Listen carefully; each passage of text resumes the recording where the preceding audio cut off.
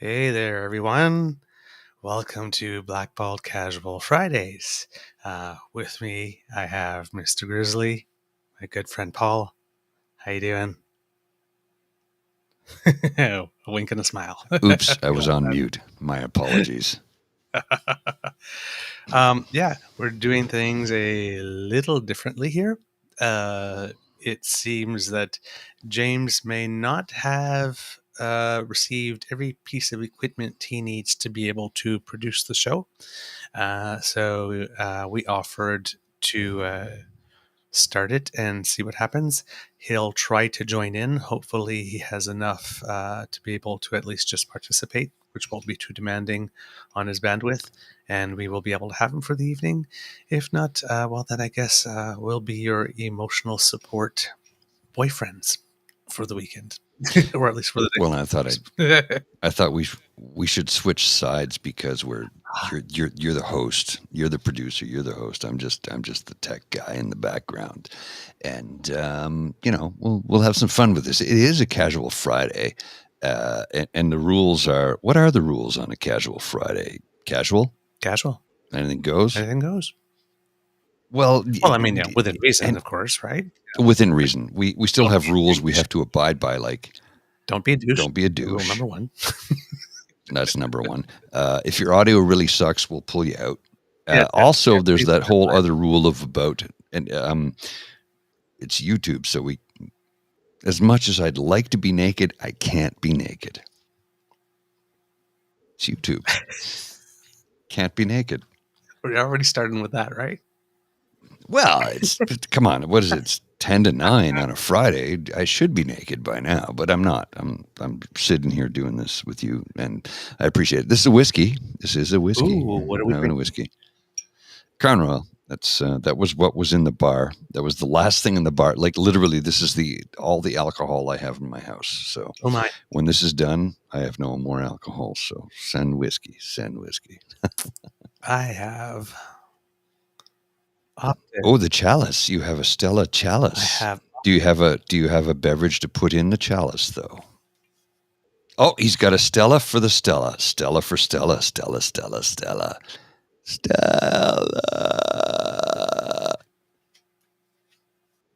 I'm no Marlon Brando. Over the river, through the woods by Joe DiPietro. Somebody was asking about that this morning, actually, right? I missed it if somebody did. Yeah, somebody was like, what is the orange book? And I'm like, is it orange or red? It's crimson red, like blood red. Okay.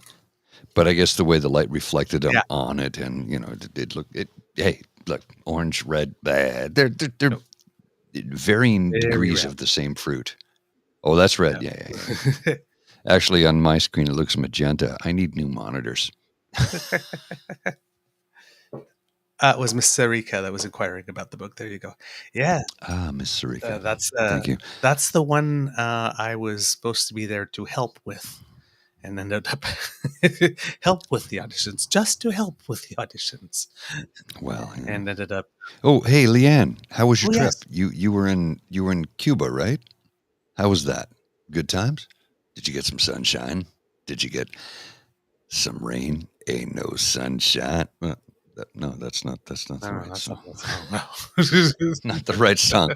That was the wrong song. There's also the thong song, which would be appropriate in Cuba because.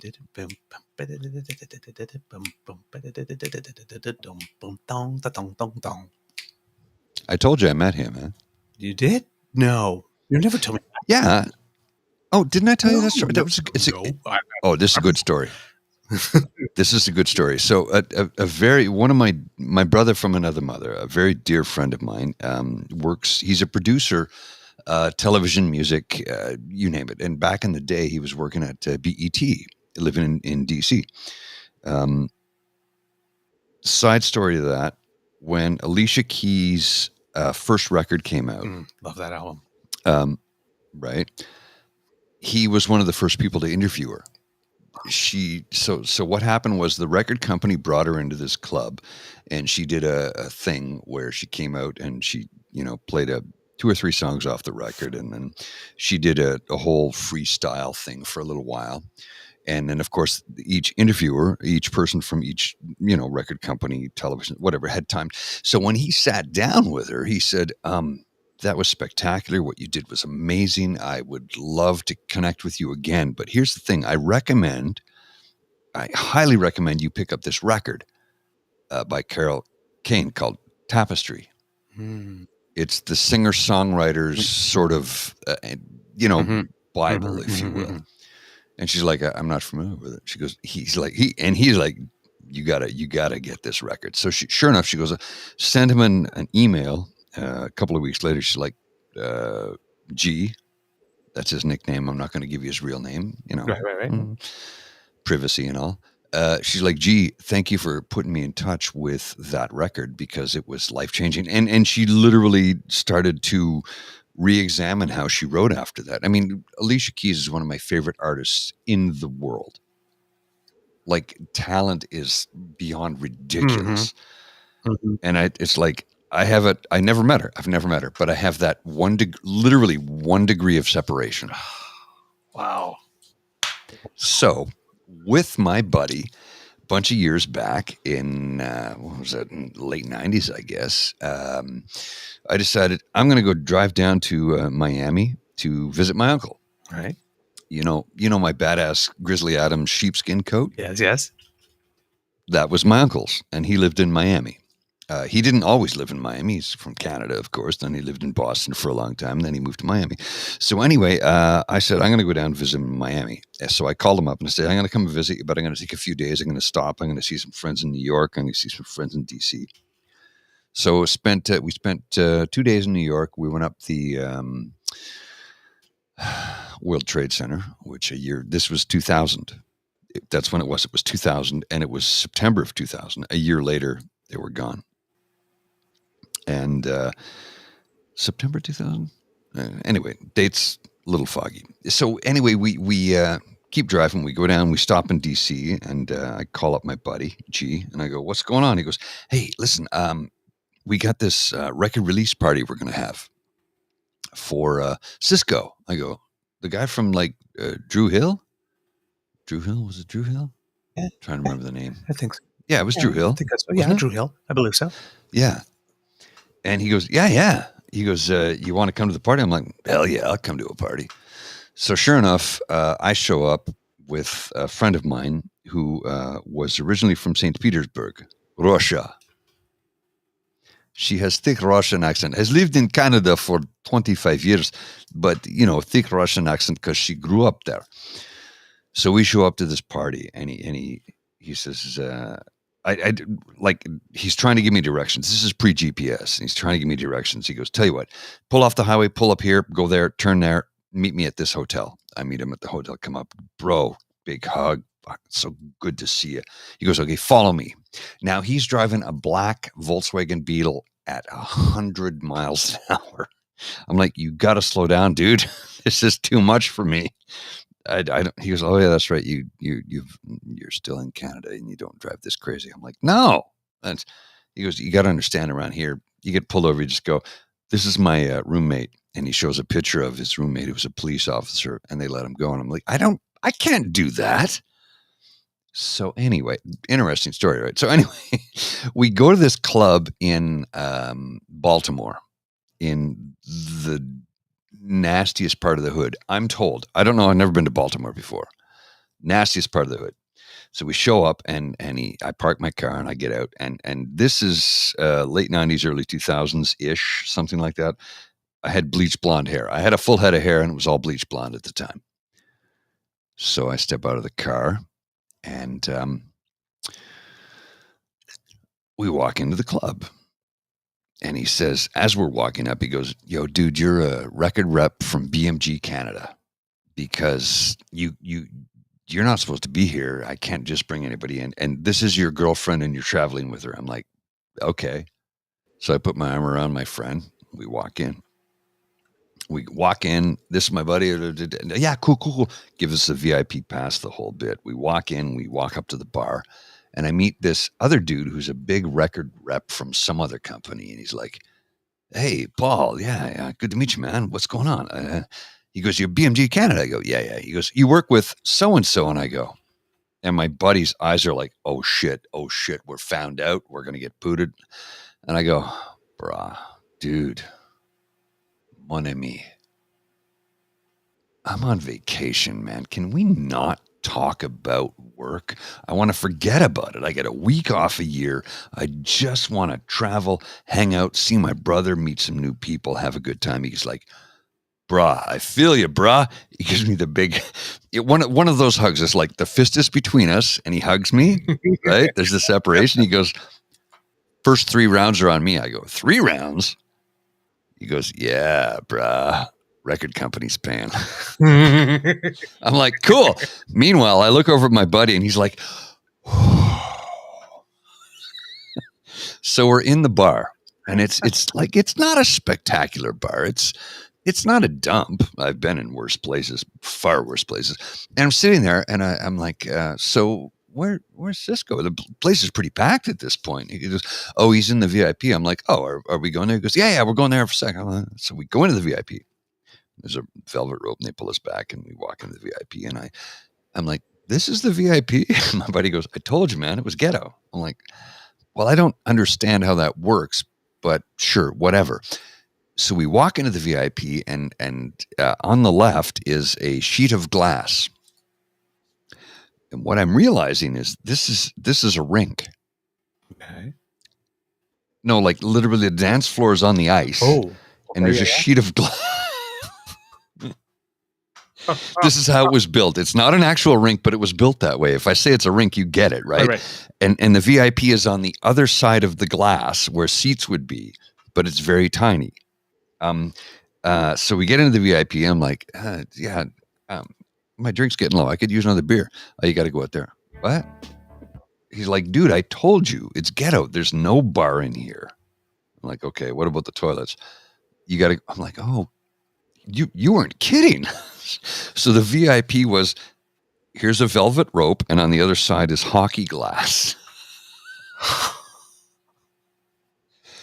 Now, my friend Alina is, oh shit, I didn't mean to say her name, but anyway, she's freaked out. She's freaked out because she's like, I'm the only white person here. I'm like, hi. She goes, yeah, but you're a guy. You can get away. I'm like, yeah. She's the only white woman in the bar. She's like, I gotta use the toilet. I'm freaked out. I go, well, I can walk you to the door, but I can't go in.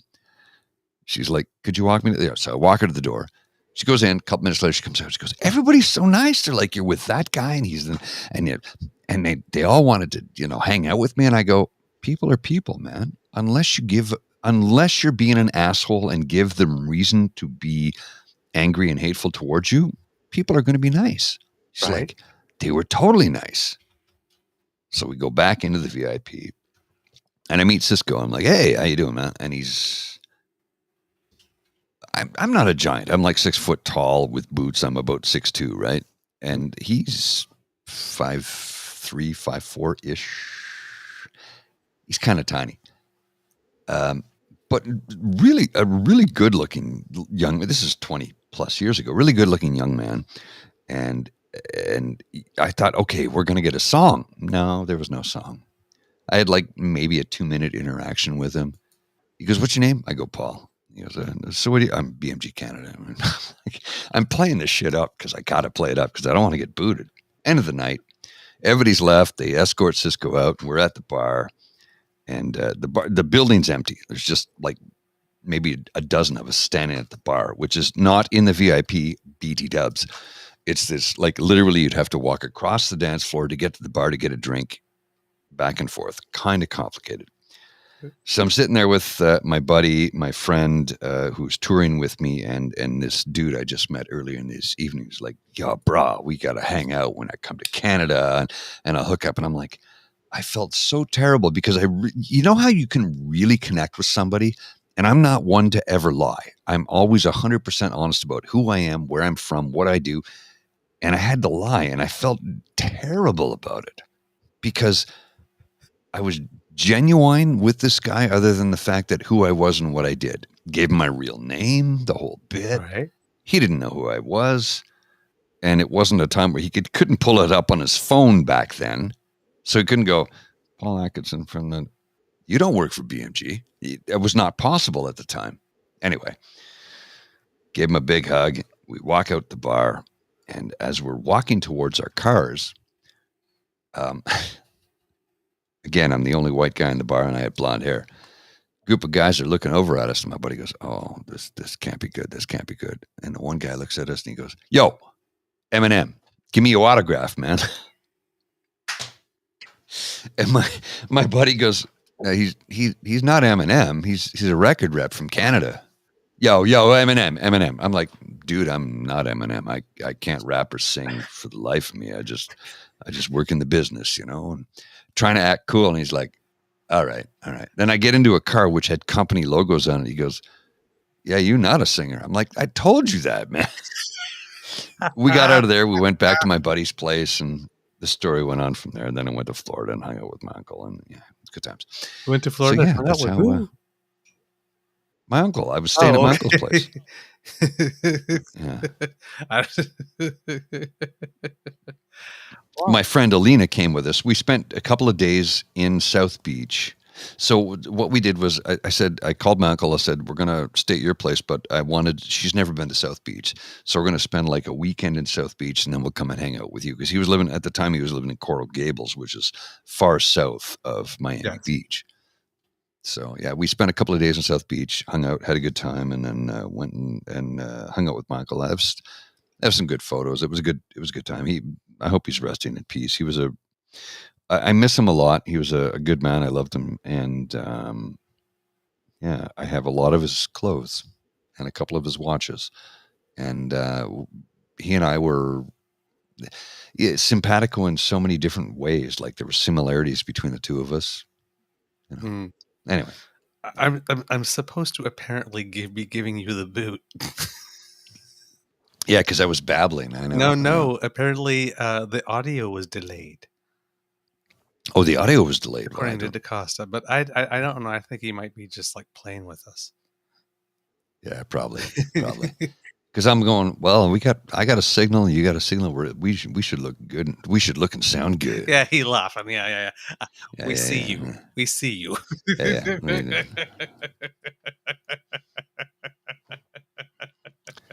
So we really do hope James can join us this evening. And I was working on some of the audio that we recorded last night. I uploaded the video. I haven't had a chance to touch it yet, but I was listening to some of the audio earlier from the what we recorded last night. Sounds pretty good. Sounds pretty good. So envious. Well, I didn't record any of the show. No, this was just interviews with artists. I am happy for you. I'm overjoyed for you. But I had no idea you were a fan. Envious. I didn't know you were a fan, bro. Yeah. Because I know if there's two kinds of rap I like. There's rap that has substance, right? Classified does. Like a rap that you can just like shake your butt to, like snap. Back in the day, right? Well, it wasn't deep, right? Right, no message like this, but just like you're on the dance. Mary had a little butt. I was like, yeah, baby, whoa. So I mean, but that that's it. I wasn't not too much into the guns and gangs, and I get all all that kind of stuff. But yeah, that kind of stuff. So yeah, classified that's like right up. Yeah. Rhythm is dancer. You got it, baby. Well, you start to get to that stage in life. It's like. I could card you, but instead I'll ask you this. Did you break dance on cardboard? So that came up last night. And I'm like, yeah, I did. Yeah. Like you were, hell yeah, I was a good break dancer. I was a goaltender. I had a flexible body. Mm-hmm. Yeah. Now, if you know what people mean, Don't push me, 'cause cause I'm I'm close to close the to the edge. edge. I'm trying not to lose my head. Ha ha ha ha. I love it. Yeah, we're old. That's okay. We're still alive, and that's all that really matters, right? So Absolutely. we should invite some guests, Yes, right? yes, absolutely. You want me to put the link? Okay, I'll put the link in. I will put the link in for those who want to join the party Oh, you know what? because it is Casual Now, Fridays. you normally get to do the morning pour, but The late evening.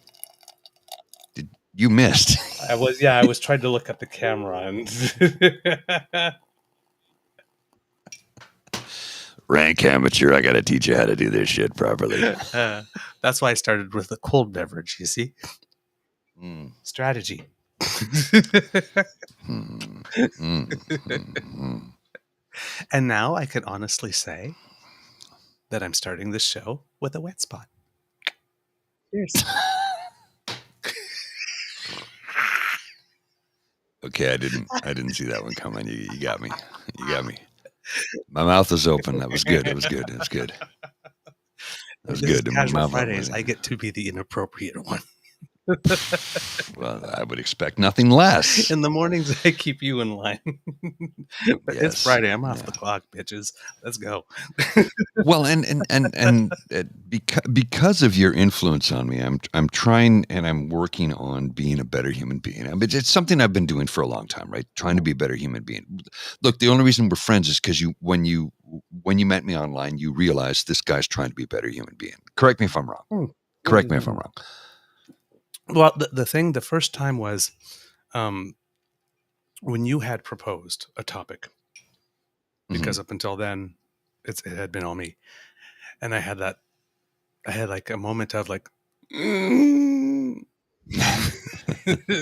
because it's kind of my baby, Well, yeah, and how much am I willing to surrender, and and but then it's like, I guess we could have kept it like strictly you have one task and I strictly have one task, and never we're going to mix as well, but I mean, we don't know what we're doing. Oh, we're making it up as we go along. Not to mention the fact that if we get so rigid, it would be boring as shit, right? And we don't want to be boring. No, but I mean, there are ways to do that without it being boring. It's just, but like, like, why can't you present a topic if you like it? If you know someone interesting, why not? Like, so, but it was one of those that when we did it the first time, it's like you asked me, it's like, okay, so, and then when you said, because you're very popular with the ladies, and it was going to be all ladies, then I'm saying, okay, no, but is it, based on how much we knew each other, is there an ulterior motive? Never, never, never, never an No, but ulterior motive. No. we at that That's what your point, thoughts were. Yeah, at yeah, that of course, point, of right? course. Like, listen, how far will this go off the rails? And but I said, okay, you know what? I trust this guy, and up until that point, it was our best show and one of our most meaningful ones because it was the panel, Yes, the Roe versus Wade panel. and I think that that's held some water over the as the time has gone Oh on. yeah. But I just want to respond to Stone 1A. James is probably trying to watch this. We want him here. He's supposed to be here, but he's having technical issues. He's upgrading his system. Yeah, and there's something from Starlink that hasn't arrived yet that he thought would have Yeah, so arrived by now. So for producing the show, that was out of the question, but we weren't sure whether or not that he would still even be able to participate. So he said he was going to give it a go. I haven't. I should maybe take a look at one point. well, you had texted me like an hour ago ish, going like, "Listen, so here's what's going on. Would you like to jump in?" And I'm like, you know what? The time slot was set. Oh. And people are expecting a show, so let's do something. He wrote in. He says, if I can't, it could be a Jameless CF. But he said, give me 20 at just before 9 o'clock. So Yeah, no worries, Should be no jumping worries, in brother. soon, hopefully. We're here. If you can make it, we're Yeah, but here. I miss It's his your face. channel. It's It's your been a show. while since I've been here. Yeah, it's a couple of weeks. Yeah, Eh? it's been a couple of weeks. I've been. You see how I cut myself shaving? That's how you did that. Okay. Yeah, everybody's I like, noticed it this "What? morning. What?" Yeah, I know. I literally, I was like, "Noonie." Oh, Jesus, that's gonna leave a mark. The worst part was it bled like crazy. If you don't, you know what? Everybody on this show has probably shaved their face or their legs and have made a cut, and you know how bad it gets. And that's it. Anyway. You were talking about Alicia Keys earlier. I have one Alicia Keys story, and I have like, if there's 6 degrees of separation, I have like 15, I'm sure. I have one, so I win. I win. I win. But I once won a karaoke contest by singing Falling.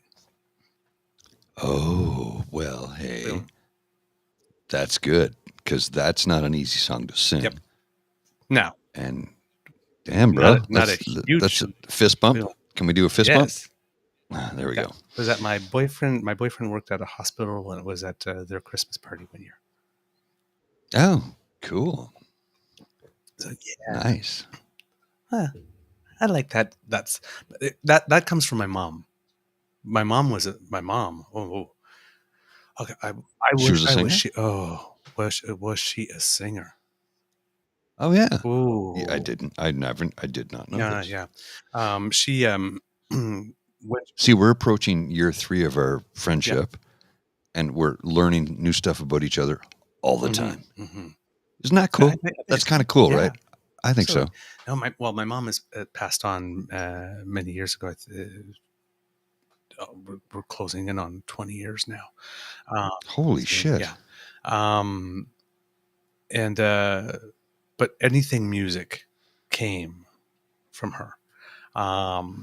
We in Ottawa where we lived, the Nepean Point is what I guess some people still call it there, but it's at where the art gallery is. When you go all the way up the hill, there used to be a statue of Champlain there. I think he's still there. They're rebuilding the whole area, but it's still called Nepean Point. I think it's the highest point. It's sort of in the downtown area, so you get to look over and you see all 5 bridges and museum. You see everything from there. All the other side of the river. It's a great vantage point. When I was a kid in the summer, from Victoria Day to Labor Day, there was a concert there every night. Mm-hmm. Right, because they had that little wooden structure that had like benches. The Astrolabe Theater, little stage, exactly, which is being rebuilt too. Oh, they are. Oh, so yeah. To what degree, I'm not sure how big, but they are rebuilding. Oh, I'm so glad because lots of happy memories there, and every night was a different type of music. Mm-hmm. So, jazz, soul, blues, classical, and free. So love of music came from that, and Mom always loved music. So she sang in a choir, and my mom could sing low, so she sang with the men. My mom could get down low when she sang Old Man River.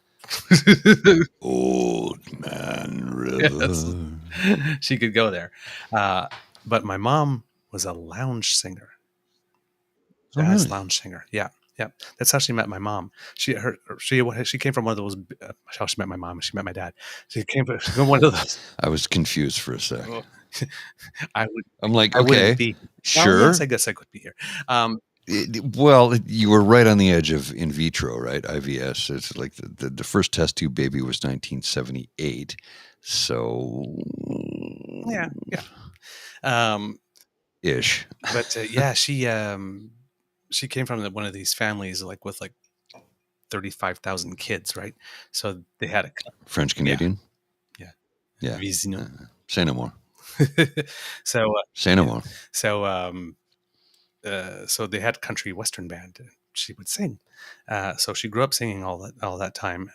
But then she really loved jazz, and she loved soul. So I grew up with Isaac Hayes and Barry White and the Reverend Al Green.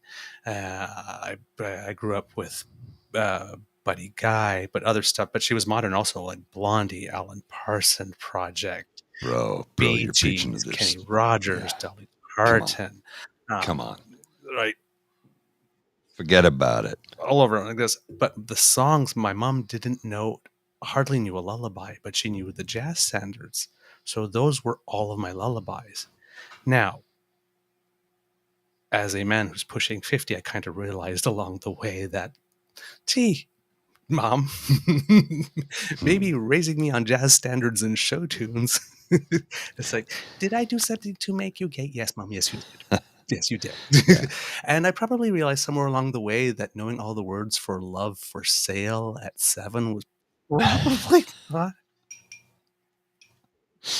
To answer your question, DW Songs, James is supposed to be here.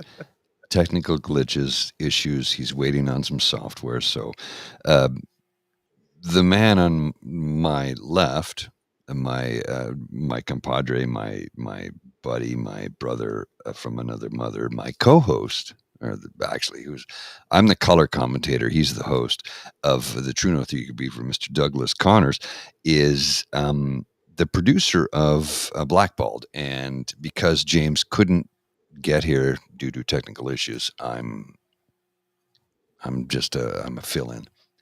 What a wonderful and delightful fill-in you are. I'm the second choice. I'm the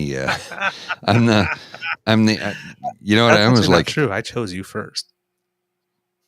Well, that's true. That is true. That is true. That, Again, yeah, that is what true. I do. So, that is true. You did choose me I first. did. Oh, wait. Oh, Josh. Oh, hey, I know Josh. I'll bring Josh in. You know Josh. Josh, You know Josh too. Yeah, Josh doesn't like to appear on camera, and we're cool with that. And we don't ever put the pressure on him to do it because he has reasons to be visually anonymous. So, brother, welcome to the party. Hey there. Thank you so much. Yeah, Josh doesn't like to appear. We're hearing our. You got to kill your background sound. We're hearing ourselves in the background. It's feeding back through. Have you got some headphones? Yeah. There we go. Your Chrome doesn't work, by the way. It's just Safari. What? Safari is the only one that works. Not be happening. That's normally the other way around. Exactly. I'm just letting you guys know. That's crazy. Sorry. So how you doing, brother? Haven't talked to you in a couple of weeks. Yeah, how you guys doing? What's going on? Not much. Just gonna be at Lindley's barbecue and whatnot tomorrow. Oh yeah. What does he call it? So super saucy. So I guess you gotta get sauced. Yeah. Getting sauced with Ryan Lindley. So there's supposed to be a thing happening here in Ottawa on Parliament Hill tomorrow. Oh. But they had their permit rescinded because they didn't fill out the forms properly or something. But now they're saying, no, we're still coming. And then they said they were staying at this one place outside the city. And then it's like, no, we can't stay there. We're staying at another place. Like, oh, these pathetic chuds. They can't get their shit together for 2 minutes. I don't expect any of them to show up tomorrow. Oh, I really don't. There'll be some hardcore. Oh, there's a few people that will show, of course. But the so-called convoy that traveled across the country, no, they didn't. They're not going to be here. No, they're going. And if they are, they're going down to America. If they are, yeah. Oh, yeah. Really? Why wouldn't they? That's their true leader. Yeah, true. As we keep on saying, come to my arraignment, we'll be wild. They've got until Tuesday to get there. 2:30. You know what? I think that requires appropriate attire, don't you think? Oh yeah. We're gonna. Oh, you got. Oh well, there you go. That's the celebratory. That's sort of the Christmas chapeau one would wear when one is celebrating some sort of joyous occasion. Hilarious.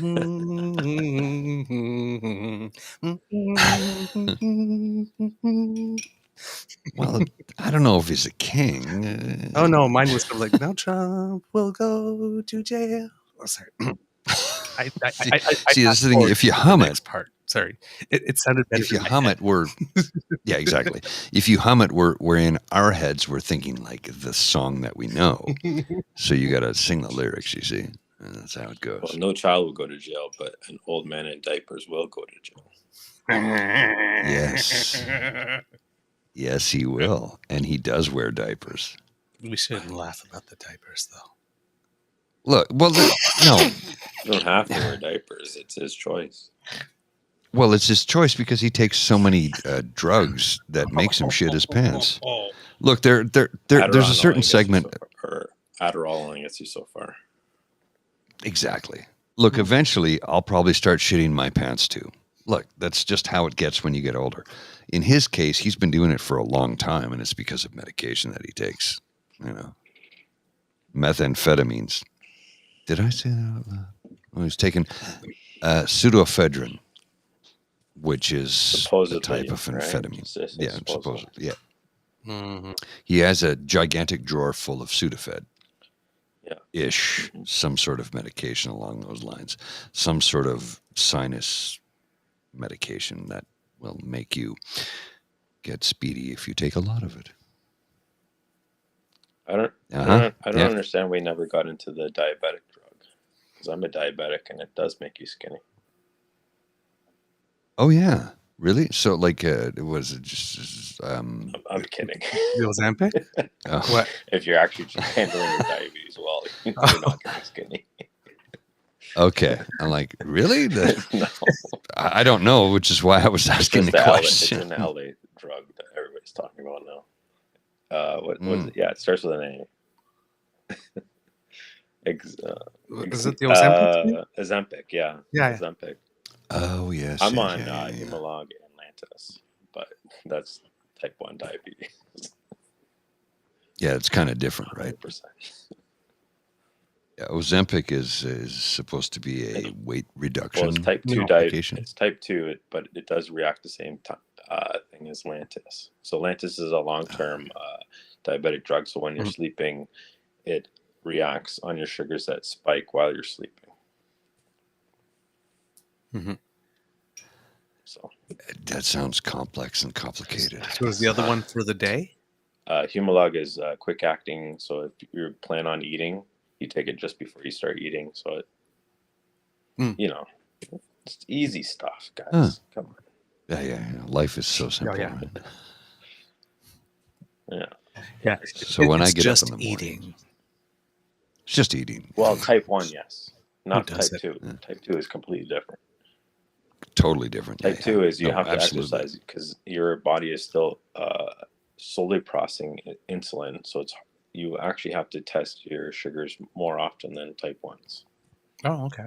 Yeah. So type 2 has the there's the new sort of patch you can get that you put it's a anybody with diabetics can get that. But yeah. Oh yeah. Yep. Okay.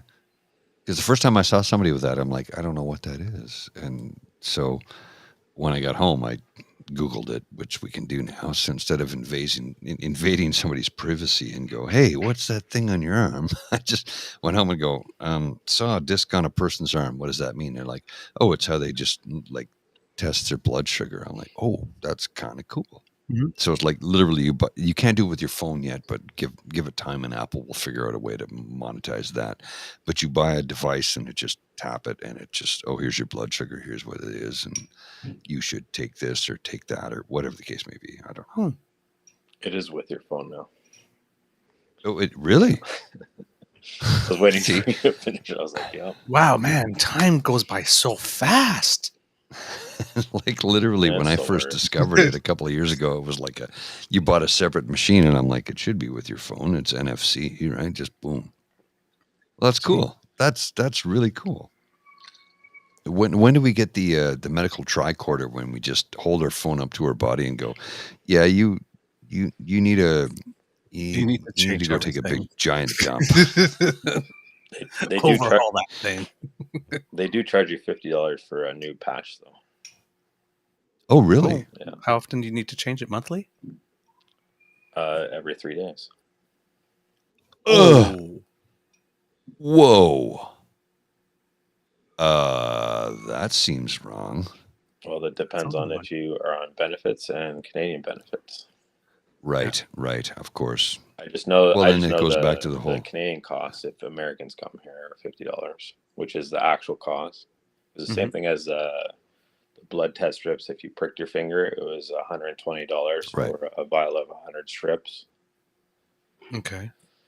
So it depends on what you want. That's crazy, dude. Wow. Well, I mean, when they developed insulin, they 1910. sold it to the U of T for like what, $1? Yeah. Yeah, the patent. Yeah, because they're like, this is a gift to humanity, so people can live. Thank you. And then somebody else said, "Hey, you know what? We can profit off this." And I'm like, "What the? How is that even?" Forget about the morality of it. Yeah. Forget about the disgusting attitude that they've chosen to profit off of somebody else's misery. How is it even legal that something that was a patent that was sold to the University of Toronto, which was designed to be helping the world and everybody in it who has, that medical issue, how are they able to just we're gonna charge $750 for this, for something we didn't develop and we don't own and we have no actual reason to do this, but we can profitize our system because America. Make a little tweak, make a little change, make a little improvement, patent that, and I guess. But I don't know. I would have assumed that if it was something that you had removed the patent from by making it public domain, that, like, that concept in the law, fruit from the poison tree. Well, this concept, I mean, if you're improving something that was already public domain, should you not be able to patent? Not be able to patent that? I guess double negative.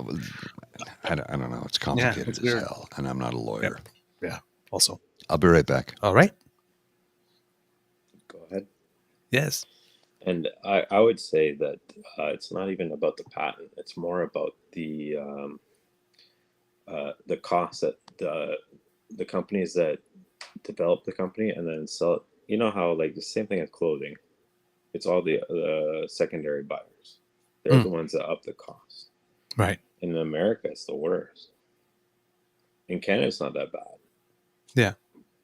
Well, we have that I believe it's called the Patented Medicine Prices Review Board that helps keep stuff down. Yeah. Which the U.S. does not have. There was one time I forgot to get my health card updated. They're like, "Oh yeah, it's $1,200 for your medicine." I went, "What? I work in a union." Wow. And they're like, "Oh, we must have messed something up." I'm like, "Yep, you did." And I had to quickly do it within 1 week and get my medicine. And next thing you know, it's $17. What's $17? It's $17 for the medicine. Okay. That's my medicine for the couple weeks. Okay. Gotcha. No, it's a good thing we have that. For that time, I am quite grateful. I've benefited from it quite well myself. Yeah, I've heard. Yeah. I'm just glad we're both in the same system. Yeah, absolutely. No, I don't. We're very, very lucky. I've never understood the concept of the American system. Perhaps losing your house, like for giving birth. That's crazy. Yeah. I just had a kid a little while ago. So. You pardon? I had a child a little while ago. So. Oh, really? Congratulations. Thank you. Oh, how long ago? A year ago. Oh, okay. He's just over a year. So sleeping nights? Yeah. Not yet? Fights. Yeah, of course. No, sleeping nights. Yeah, sleeping nights. He's always slept nights. Okay. It's the first easy child. Okay. Second child, I'm scared of now.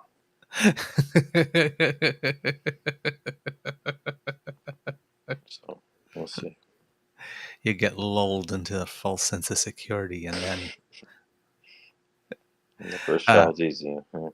Yeah, I have some relatives who they're on their second, and for them it was the reverse. The first one is well, I'm not going to say a little terror, but let's say he really likes the word no.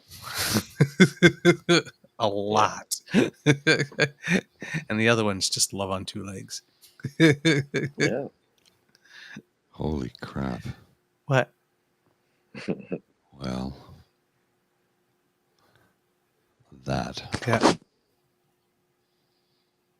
Sorry, I was away, so I don't know if you guys discussed this or not, but Yeah, no. wow.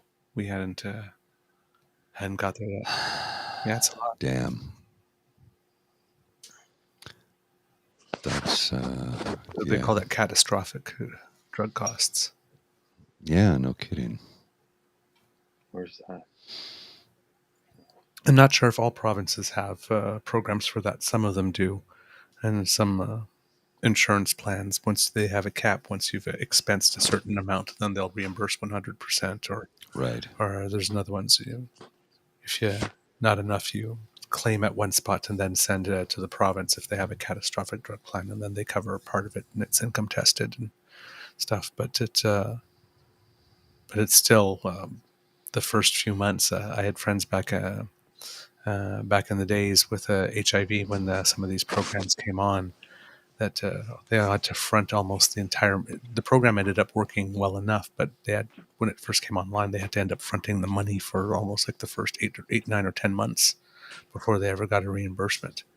And drugs were a similar costs. That we're talking, $16,000, $22,000 a year back then. And so, I mean, when you're sitting there and you've borrowed from all your friends and you've emptied all your accounts and you feel things, and it's like, have I qualified? Well, let's bring excuse me, let's bring Wade in. Okay, absolutely. Hi, Wade. Hi guys, hang on half a second. I gotta fix this curtain. All right. Yeah, no worries. There, much there better. You go. So, how you doing, brother? Hanging in there. How are you guys doing? Well, I'm okay. You sound better than I thought you would. So I'm thankful for that. Yeah, you and I both. It's been funny going through this whole process. Doe passed away 2 weeks ago yesterday, and she was in hospital for 2 weeks prior to that. Mm-hmm. And then 2 weeks prior to that, you could just see her going downhill rapidly. Yeah. And we knew from the onset that this was a terminal illness and that there's no coming back from it. So you kind of had that 15 months to prepare for it, which is almost a godsend at times. But Sheldon and I are hanging in there. We're doing good, all things considered. But the reason I jumped in was because the cost factor on it. Yeah. We've applied for every grant, every helping hand we could get, and we got nothing. Unbelievable. Yeah, so that's all out of pocket costs, and of course, no, it wasn't working. And I'm going to get into this on a podcast. I'm going to write it out and do it properly. This is just flying by the seat of my pants tonight. Let's just because sidebar to this. We should bring you in for like a Monday or a Friday show when you could really break it down. Oh, we can do that too. Yeah, but I applied for Mr. Beaver. You cool with that? Absolutely. Okay. I applied for compassion care leave through employment insurance on the 27th of February was my last day of work. So I applied for the compassion care leave, sent off all the forms that they required, the ones they had talking to the person, print this form, have them filled off, get them back to us. I got a phone call from them yesterday. I was not approved for it because I didn't fill out the proper forms. Oh, for Christ's sake. And not only that, they'll only cover me for 2 weeks because you're theoretically only off 2 weeks before your spouse died. Okay, wait a minute. Wait. So They so gave you the forms, yeah, and they were not the Yeah, proper yeah. forms.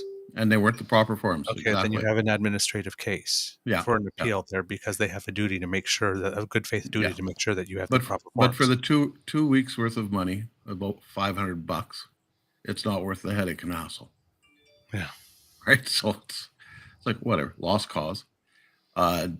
Doe's pension, which should be an automatic pay or transfer of funds and so forth, is Right. going to take anywhere from 6 weeks to 2 months. Okay. It's just retarded. Yeah. Dealing with these people is just mind-blowingly frustrating.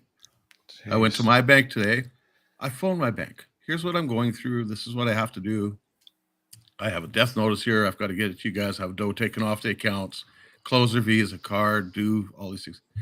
Okay, we're going to put you in. Yeah, we'll put you in for 2:00 this afternoon. We're going to put you in with somebody that knows how to do everything. Perfect. I got there. The guy knew nothing. I knew more than he did. Oh, for crying. So I got home this afternoon and just buddy of mine stopped by and we just losing our minds this afternoon. Yeah. That's not the level of service that you should be giving in these circumstances.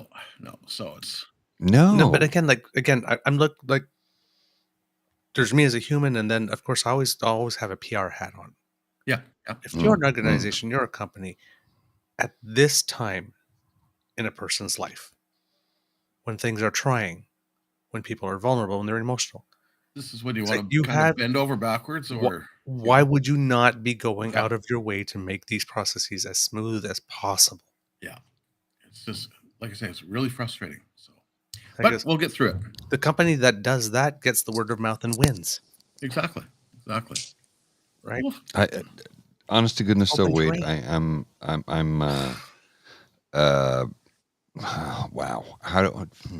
I'm relieved. I don't know if that's the right. I don't know. I don't know the words to use here, but I'm relieved to see that you're doing as well as you are. oh, thanks. Yeah. No, like I say, I think having that long bumper cushion into this and being there, and it's all good. Yeah, I Yeah. can empathize like But- that, but with that, it was like that with my mom too. Yeah. It just says about 2 years before she passed, I sort of had this thought, and it's like, 2 more Christmases, maybe. Yeah. And then she passed away in February after 2 more Christmases. And I Real- just had this feeling, and it was, Yeah. she had a stroke before, and then she had smoked all her life, so congestive, disease, and you could see it all go down, and it's and it was the same thing. And my mom had been sick all her life, because the reason I was in foster care is because she was schizophrenic. So by the time she went, I was devastated in one sense, and the Relieved other in one, the it was other. like, and it was just like, Yeah. Relief at the Yeah. same time. Yeah. Weird she how that. had such a hard life. Yeah. Seeing watching Doe go through this when she finally passed away, it was a huge relief. 3 days, No more suffering. 4 days before she passed away, she called in for maid to come in, medical assistance in dying, and you have to go through 2 nurse practitioners in order to get that ball rolling. So she went through the first interview process, and everything went well. And then she had that 24 hours of clarity before you pass away that everybody talks about. She got up on this 15th, the morning of the 15th, whatever day that was, and was that, I'm going home tomorrow afternoon. We're going home. I've got to fix that motorhome. I've got this project on the go. I've got this I want to take care of. We're going to fix all this stuff. We're going to get all this shit done by the weekend. Yeah, okay.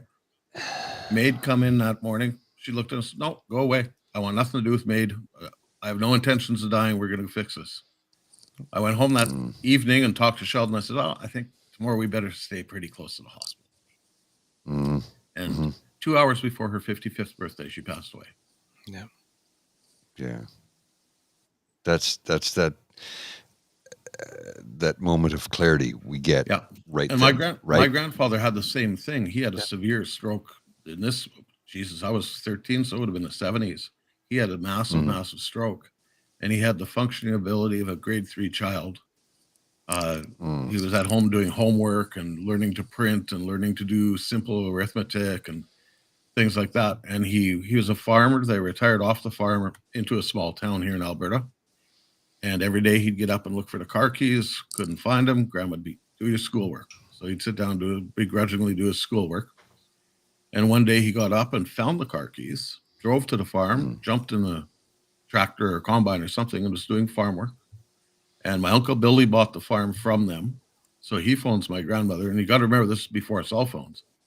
So he goes to the house, phones Grandma, and says, "Hey, look, Anton's out here doing all this stuff. Like, what should we do?" She's, "What? He's fine. He's lucid. Like, it's like Anton of old. It's all good." And she's, "Well, at the end of the day, bring him home and we'll sit down and we'll have supper together." The end of the farm day, he drove home. Billy drove behind him. They had supper. Billy left. That night, Grandpa went to bed and passed away in his sleep. Just that one more day of lucid clarity. Yeah. When it all sort of makes sense, right? Yeah. Like you just, you see everything the way it's. My former best friend's father was the same. Grandfather was the same thing. It was the day of his granddaughter's first communion. Super lucid. 2 days later, boom. Yeah. So we had somebody else join us who somebody I really appreciate. I'm happy to bring her into the conversation because she's cool as hell. Let's see if I can get this up here. There we go. There's Kristy. Oh, not Kristy. Hi, Kristy. God, no. Welcome. Oh, we can't hear you. She's never sounded better. Oh. Where's your audio go, Kristy? Oh, dude. Oh. Hey, if the shots are there, I'm taking them. If the shots are there, I'm taking them. Wade came to play. Well, okay, guys. It's cool. Okay. It's cool. It's in cool. the comments. Okay. Everybody loves you, Kristy. Now. So no more of that. Okay, tell you what. Get your shit together. I'll bring you back in a few minutes. I promise you. Get it figured out. I'll bring you back in. I'm not going to boot you because I love you and I want you to be in this conversation. So give me a wave or send me a message, and I'll bring you right back in because love the hell out of you. And thanks, everybody. Josh. Oh, we lost Josh. All the viewers, I'll see you. No, Josh popped out. It's okay. If he wanted to go, he wanted to go. It's cool. Thank you it's for cool. coming in, Josh. Thanks a lot, brother. Appreciate your attendance this evening. Kristy, are you good to go? Oh, nope, no audio. And your monitors are reflecting in your glasses, so you've got like big blue squares. I'm sorry. Yeah, we still can't hear you. I wouldn't do it, but you gotta go. I'm sorry, trapdoor. Yeah, well, I'll bring you back. Once you get it figured, I'll bring you right back. Trust me, because we love Kristy. We want her to be part of the show. I can do the boot. I'm really, really sweet about it, but I can do the boot. Yeah, you're not as vicious as James. Well, and here's the thing. It's because Douglas is the producer. Yeah. He's telling me what I have to do. Because I'm in charge of the tech, which is the weird part. But it's like, he's like, boot that person. Okay, done. Kristy, any sound? You got sound? We want Let's Kristy. bring in. We want Kristy. No, we got no sound. Oh. Start turning it off and turning it on again. Yeah. Have you tried jiggling it? Yeah. Wiggle the wire. Just jiggle the cable. Jiggle the cable. Hang on. Well, here's the thing. Kristy is like a tech aficionado. She knows what she's doing. So there's always a little hiccup when it comes over. Oh, I think you got it. She said the aliens are coming.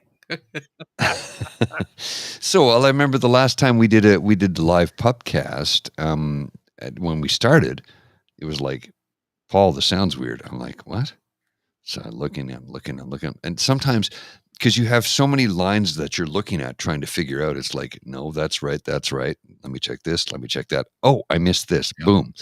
And my buddy John, who has a radio station here, and he was like, he's a fan of the show, and thanks, brother. Appreciate that. I've been supporting you for decades, and we used to work together a long time ago. We did a live to air show from the nightclub that I DJ'd in. I'm not going to talk about it because that's like 100 years ago and it's not important anymore. But he recognized that, dude, here, I think here's the issue. And I was like, as soon as he told me that, I'm like, oh, there it is. Click, fix, right? So, Kristy. Nope, still don't hear you. Yeah. We're saying the same thing. We feel the same way. Is it like are you I don't know. Is it like a webcam thing versus a microphone thing? I don't know. Hard to You say know when what? you don't- Reboot if you got to reboot. We'll be here. I know. We're not going anywhere. Yeah, Years ago, log out and try to come back out. Okay. Yeah. Right. Yeah, just going to log in and out. Same That's kind of cool. scenario. Oh, there's Josh. There's Josh. Josh Welcome is back. back. Years ago, I was installing sound systems into bars and stuff like that, and doing road shows and shit. And Oh, I did the same thing. I installed a system, sold and installed a system up in Cold Lake, Alberta, which is about 4 hours from Edmonton. I used to live there. I get a call 4:00 on a Friday afternoon. Hey, our sound system doesn't work, and Trooper's playing here tonight. So, well, no great loss there, is there? Right? So I jump in my car, I blaze up there. The place is sold out. I walk into the bar, walk into the DJ booth, have a look Click. around, push the power button to the equalizer, and the system come alive. So spent the night in a hotel, got up the next morning, went to the arena, took all their old plexiglass that they had laying around, brought it back, cut it to size, and mounted it in front of everything with holes drilled where the power buttons were. Just enough to put your fingers through. You can't adjust anything, but you can put your finger through and turn it on. Brilliant. Yeah. Brilliant. But that's well, one of the great things about the modern tech is like when we install systems today, it's like there's the system. Yeah. There's no buttons. There's nothing to touch. There's nothing you can do. It's all controlled virtually, which is brilliant because we don't have to put cages over it, or not to mention the fact that it doesn't run nearly as hot. And I can get a phone call. Hey, dude, we're having a problem. There's not enough bass. Just a sec. I log on remotely. Yeah. I could be in the other part of the world. Yeah. Log on remotely. Go. Oh, let me just adjust the 14 cycles. There you go. How's that sound? Oh, that's so much better. Yeah, no problem. That's $12,000. Yeah, exactly. It literally is. That's how it works today, though. Yeah. That's literally how it works. You log into their system from another part of the world, and you adjust it according to what they're asking for. Now, you can monitor it. You can put your headphones on and go, well, in my headphones, it sounds amazing. How does it sound in the venue is another question altogether, right? Yeah, live in the front of the house, it's completely different. Oh, yeah. Okay, I think Kristy's here. Maybe. Kristy? Yeah. There we go. Yeah. Oh! Finally. We got you. The sweet, sultry sounds of Kristy's voice. Well, I think it's on like I don't know what microphone you're using, but it's not your traditional one because it's like echoey. It can't be that one, but whatever, we can hear you. That's all that matters. I don't know. My computer's being a dickhole today. Oh, well, it sounds great now. Yep. All the echo's gone. You're good. Good. Now she has nothing to say. Yeah. I got nothing. Later. How are you? Oh, thanks for bringing me in. I'm just going to sit here and watch you guys babble. Like, there we go. Try to get the black off my glasses. There you go. Yeah. Well, you know how much time I've spent trying to adjust lights and lenses and stuff here so that and I'll be watching, like, if I turn this way, no, look up, look down, look left. Screw it, take them off. I work on a computer all the time, so I actually have like a special coating on my glasses that reflects things. Yep. So it's the worst for being on camera. It's great for work, detrimental for this, right? Blink twice if you're being held by aliens. Oh my goodness gracious. Everybody blink twice to make Christopher wonder.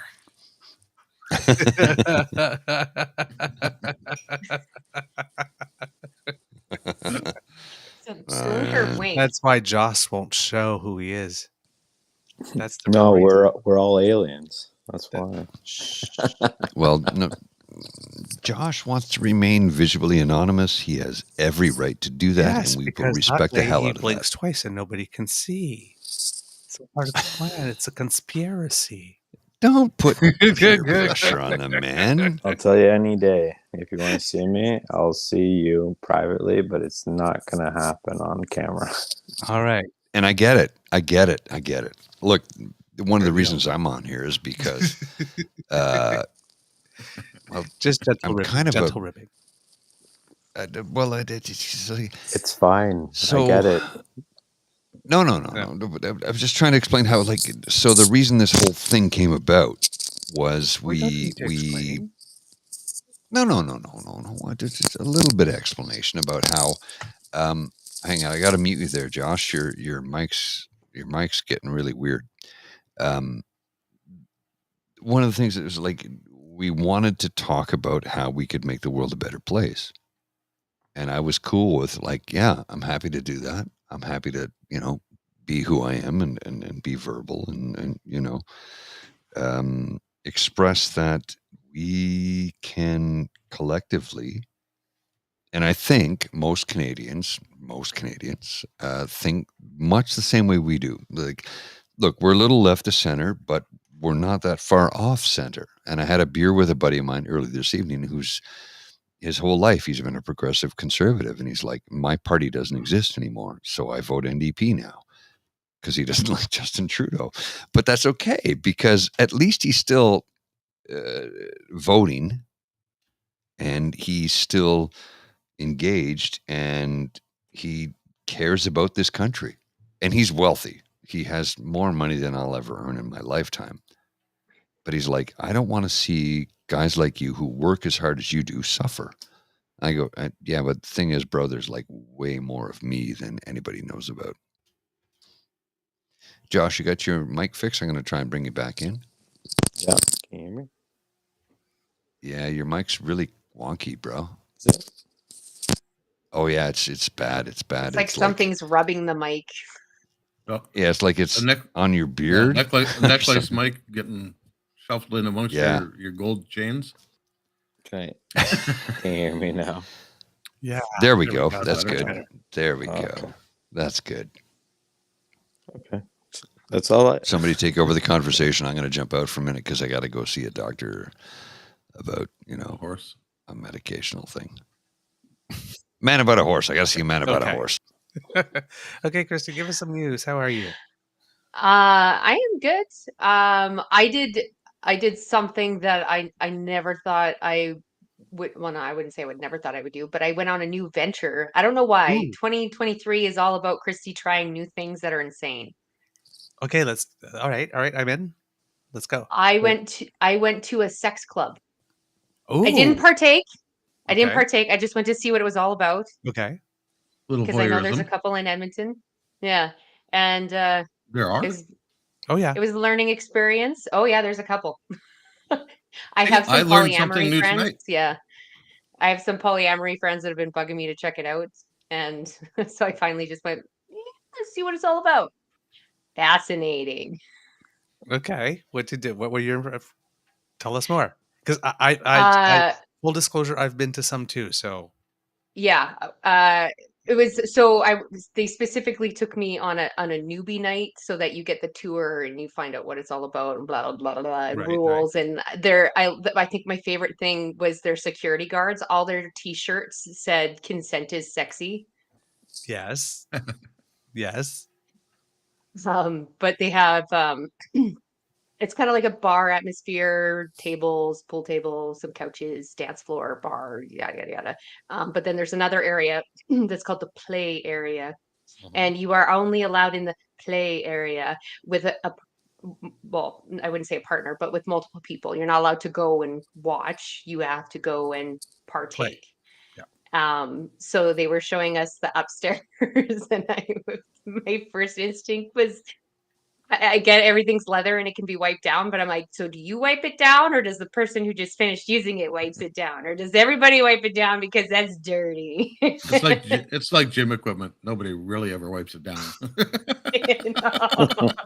So I mean, they supply Lysol wipes and condoms and towels and all that kind of crap. But what I thought was more hilarious about newbie night. So there wasn't actually a ton of people there. Apparently, it's usually busier than the night I was there. And the play area does not open up until 11 o'clock at night. Oh, 0. No alcohol in this Guinness. Why not? That's Right. yeah. Right? That's okay, Paul. There's no alcohol in this coffee cup right now either. You're not having lunch before. Okay, but Kristy, keep going, please. I wanted a beer. This is all I got left. Yeah, anyway, so we had the tour upstairs or whatever, and then once 11 o'clock hit, the amount of people downstairs, half of them disappeared upstairs. I was shocked at how many people like instantly went upstairs, like right at 11 o'clock. Was like, let's do this. I was and there. I wonder if it's like the no drinks before 11 o'clock. It's like we have the cocktail, and then we socialize, and then we have the cock. Yeah, because it could be. I'm not sure, and then I was standing to wait for the washroom, and by the door there was a mirror, and I looked up in the mirror, and behind me there was a girl getting flogged with like 15 people around watching. I'm like, I mean, flog all you want, but I don't know if I want to stand there and watch with 15 other people. Please don't miss. Please don't miss. Please don't miss. So yeah, learned a lot. Fascinating. I think I spent most of the night people watching.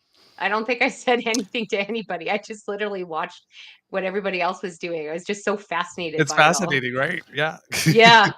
So I should come to visit you in Edmonton sometime soon, is what you're saying? Yeah, now that Kristy's a full member, she can get you in for half price. Oh no, your first time is free. Oh, there you go. First taste is always free. Kristy, I'm like 30 years older than you, for Christ's sake. I don't know. I think I'm older than people think. Age is just a number. It's irrelevant. Yeah. I'm 50. I'll be 55 in July. I'm 40. You're a puppy. You're both puppies. What the fuck? No. What? I'm 40. I swear to God. Okay, so didn't see that one coming. Honest to goodness, I thought top end maybe 30. Well, thank you. Yeah, she does. She does. No, like seriously, does look young on camera. I've never met her in person, but I don't Yes, think. you have. Wade and Josh, I think we might need to go find a room of our own for a bit. Yeah. Oh, settle down. No, that's right. I have met Kristy at the radio. At the takeover. Yeah. Oh. Well, it was the video that Army Chris sent me of you're helping James lube the dildos for musical dildo. You're like, here, James, and you're squirting lube and. Was it me? You mean me or Wade? Wasn't me. I helped You. Me. Yeah. I didn't know there was Kristy, video of that. Oh yeah, no. Oh, this video. I'm not showing it. We're not going to show it, but this video, I'm like, you're squirting lube in James' hands, and he's lubing up the dildos. He gets right in there. He gets in there. He gets the ball. Oh yeah. I love how James is just. I'm just going to do this because this is my job, and I'm like, bro, you're totally in it. I respect the hell out of that, you know. James is walking content. There's no two other ways. Oh my goodness. Yeah. Everything about that man in his normal day-to-day life is content. To watch him do the most mundane thing in the Den of Sadness is content. I went to the bowling tournament. Den of Sadness. Yeah, that's what they call his place. Yeah. I went to the bowling have you not tournament. heard Lachlan talk about his shower? He's like, there's prints in the shower where his feet are and surrounded by filth. Where he just stands in the shower and lets the water run over him. I don't know if he uses soap. I'm like, I don't know. I've never met James. I hope to meet him in person. I honest to goodness. But it's the way Lachlan goes on about him. I'm like, oh my goodness. Terrible. I went to their bowling tournament they just did, the Big Lebowski bowling tournament. and it was the Oh, first that's time gotta I be the got to greatest bowling see. tournament. Yeah, it was the first time I got to see Jimmy bowling. It was so funny because it recorded the speed of your balls, so everybody was like anywhere between like 25, like 80, and his was like 12. The same thing happens at the sex He's club. just.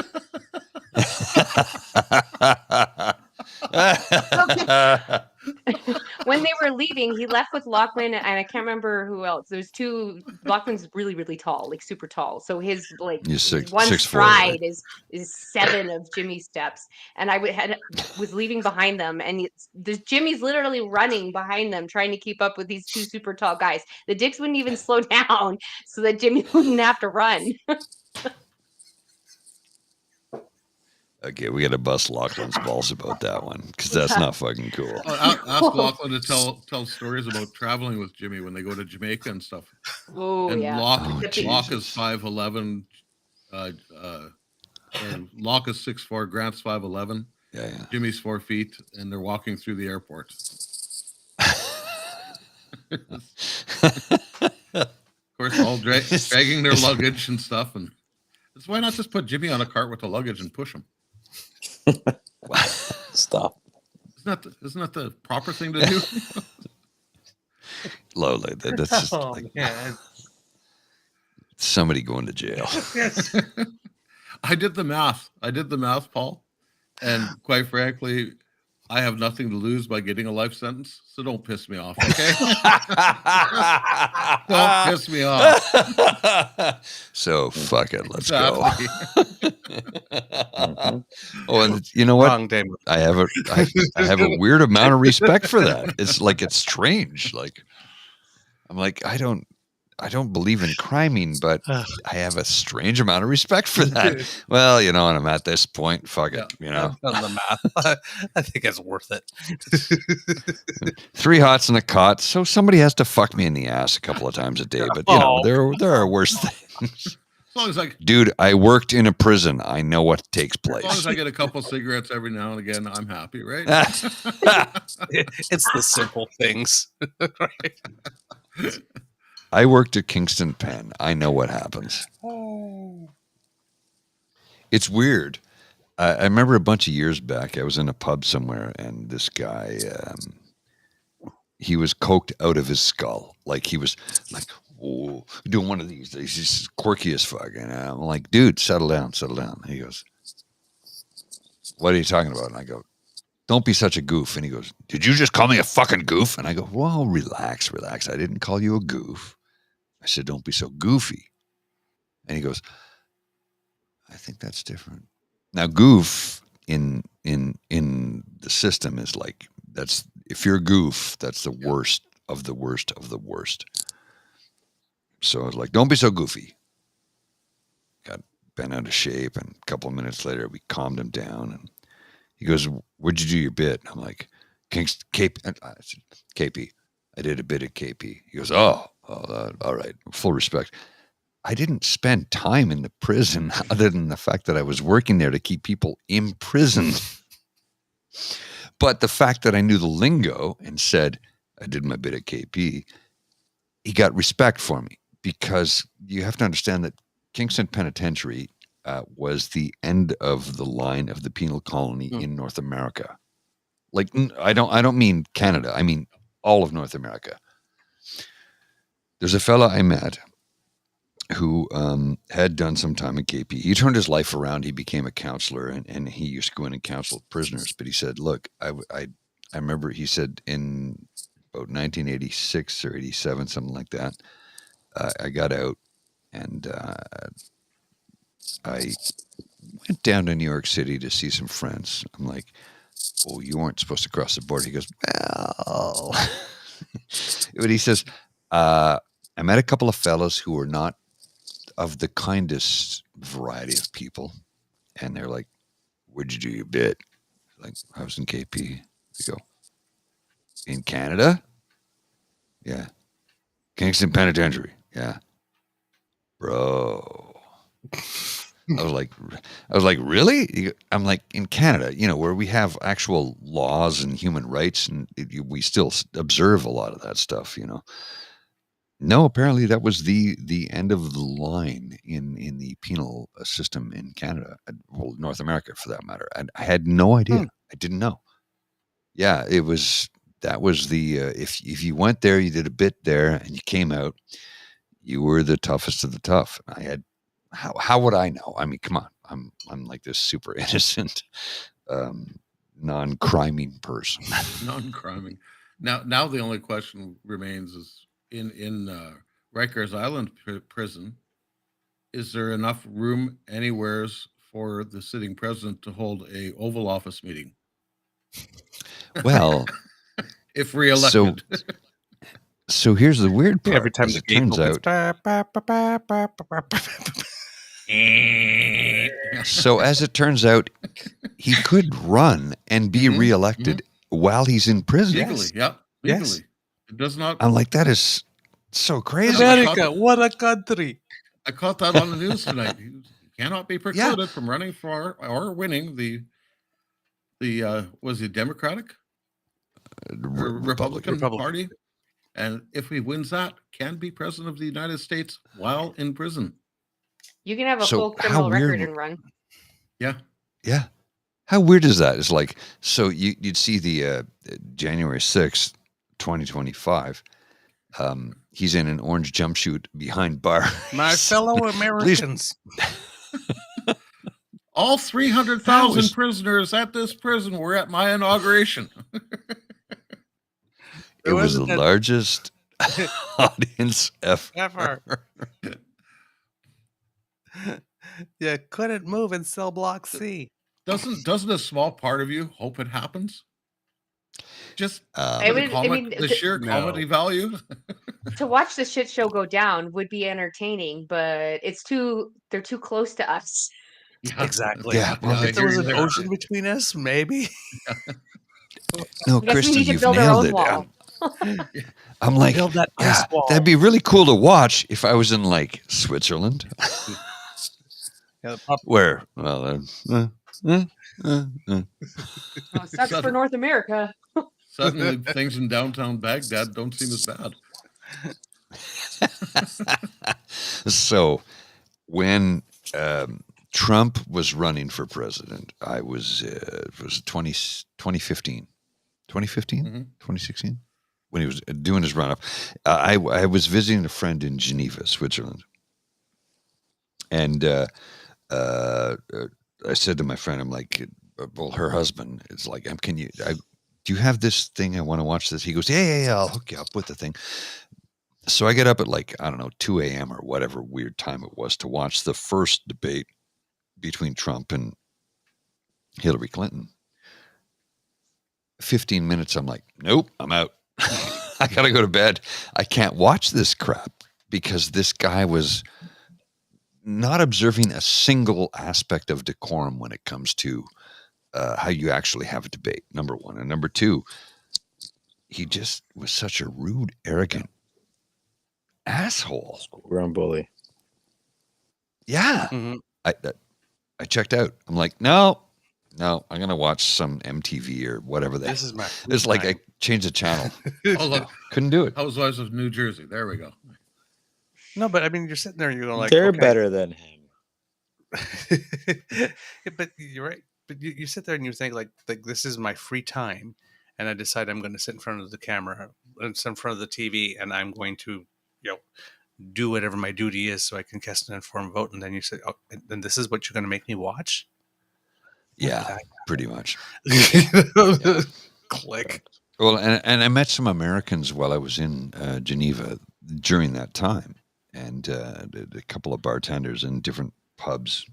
Go figure, I found an Irish pub in Geneva, Switzerland.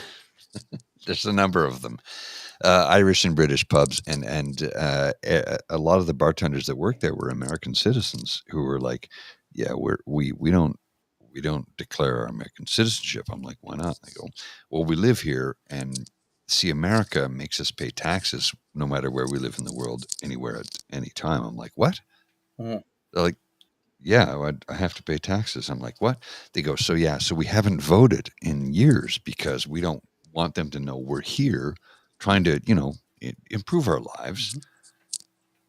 and let me see if I understand this correctly. So you live here where you actually have health care, but the country you're from makes you pay for absolutely everything.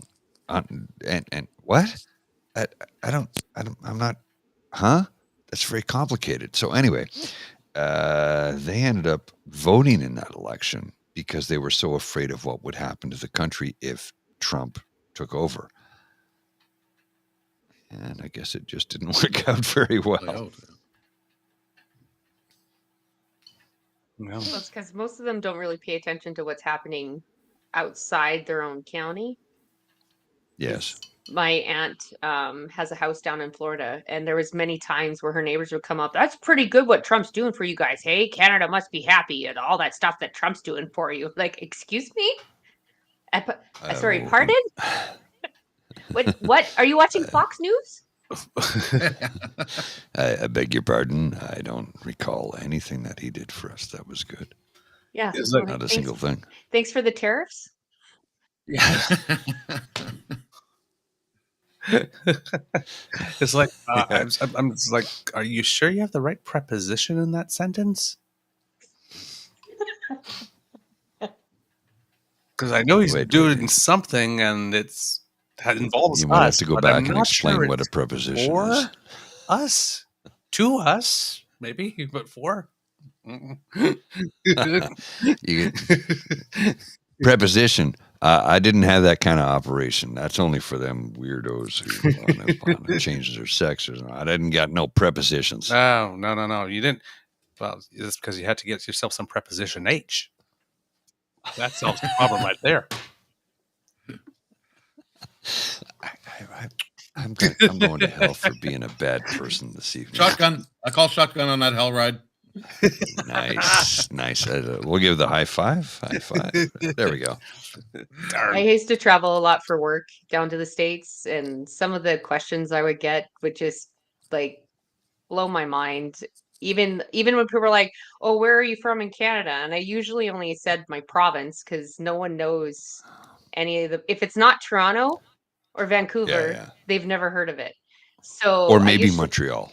Sometimes, yeah. But I was in Costa Rica and ran into some Americans, and they said that I said I live in I would say I live in Canada. They're like, "Oh, we're in Canada," and I would say, "You probably don't know," and they're like, "Oh no, we're in the oil industry. We know." I'm like, "Okay, I'm in Alberta." It's like, "Oh, is that near Toronto?" No. Is that near Vancouver? No. I'm like, "I thought you said you were in oil." Warmer. That's where all your oil comes from.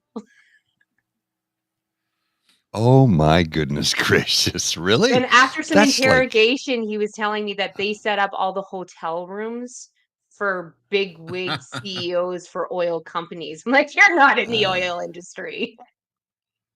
No. Sorry, dude. You work in oil. Are you from Toronto? What? I remember as a kid, we drove to Florida in a truck and camper, mom, dad, my sister, and I.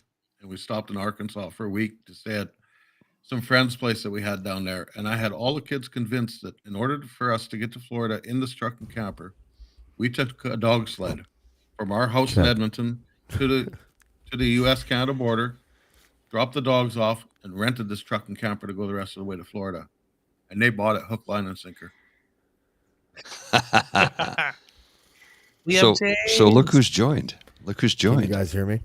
We can hear you. We can hear you. You're looking really good tonight. You're looking very. I have never looked better, obviously. You sound great, dude. You sound incredible. I have a new mic. I told you that was a good mic. Yeah, it's a really good mic. And unfortunately, my hamster is not running fast enough for me to have video, so I don't know what to do. That's about okay. That. It's okay. You've got the audio. We'll take Kristy the audio. has the video.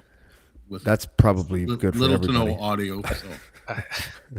I like the Kristy, you look really good tonight. You're a hottie. Look at you. You're all shiny and smiley and shit. It's good. Oh, that's because she was at a sex club. Yeah. Well, that was a couple of weeks ago. Wait. Can someone get me a DeLorean so I can go back to that part of the conversation? Fuck. How's it going, everybody? Apparently, she was just window shopping. Which is CMO is all about. Is that like the way you do at the butcher where all that meat's hanging and you're just like, I don't know, Yeah, what to do see, with but it? none of the meat was fascinating. Probably why I didn't engage in anything. Is that because the meat still had all that fatty bits on it? It wasn't properly cured. Yeah, that's right. I don't know about these pepperettes. I'm looking for something more in a loin, This filet is so mignon. Wonder what happens if I Running into don't the Bavarian variety. Bavaria. I'm looking for a Viking. What? Why? Because I mean, I would horny. settle for Costco wiener. I mean, really. Jeez. You mean big and cheap? It comes with a big jug of Coke. Yeah, I There don't you know go. about a There you jug, go. but yeah, some Coke is going to be around. There you No, go. there we go. There we go. The Costco wiener. Big and cheap. Fuck. So what'd I miss? Well, that's exactly what I am, Thank big you and for cheap. coming. Thank you for coming. That's so funny. Is that what you meant? Even if not, the unintended I funny don't is Thank you. Come again. Dude, Yeah. seriously, that mic sounds incredible. Really? I told you it was good. Yeah, it was so funny the way that I used to kick people off for having audio far superior to my own. You know what I mean? It's your show, Dan. You know what? I'm still trying to figure out this arm, so I'm like holding the mic in my hand. So I hope you guys don't mind. So I was listening to the audio that we recorded last night, and there's some good stuff there, bro. Yeah, is it not? Is there a lot of like talking over each other? Was the background noise too much? I'm working on editing some of that out because I have the technology to do that. Yeah, would you? So I have to. I'm just kidding. Yeah. I'll do the best I can. Like I have to listen to the whole show and like click it out. Yeah, like no there rush, obviously. Sorry. There was points where it was like the audio was really like some mics were higher than others. So I'm first thing I'm doing is leveling it out, and I'm going to try and eliminate some of the background. But there are points where you can hear the music in the background, and I'm like, oh, I want to keep that in. Yeah, totally. Kristy, can you change your background to Sex Club, please?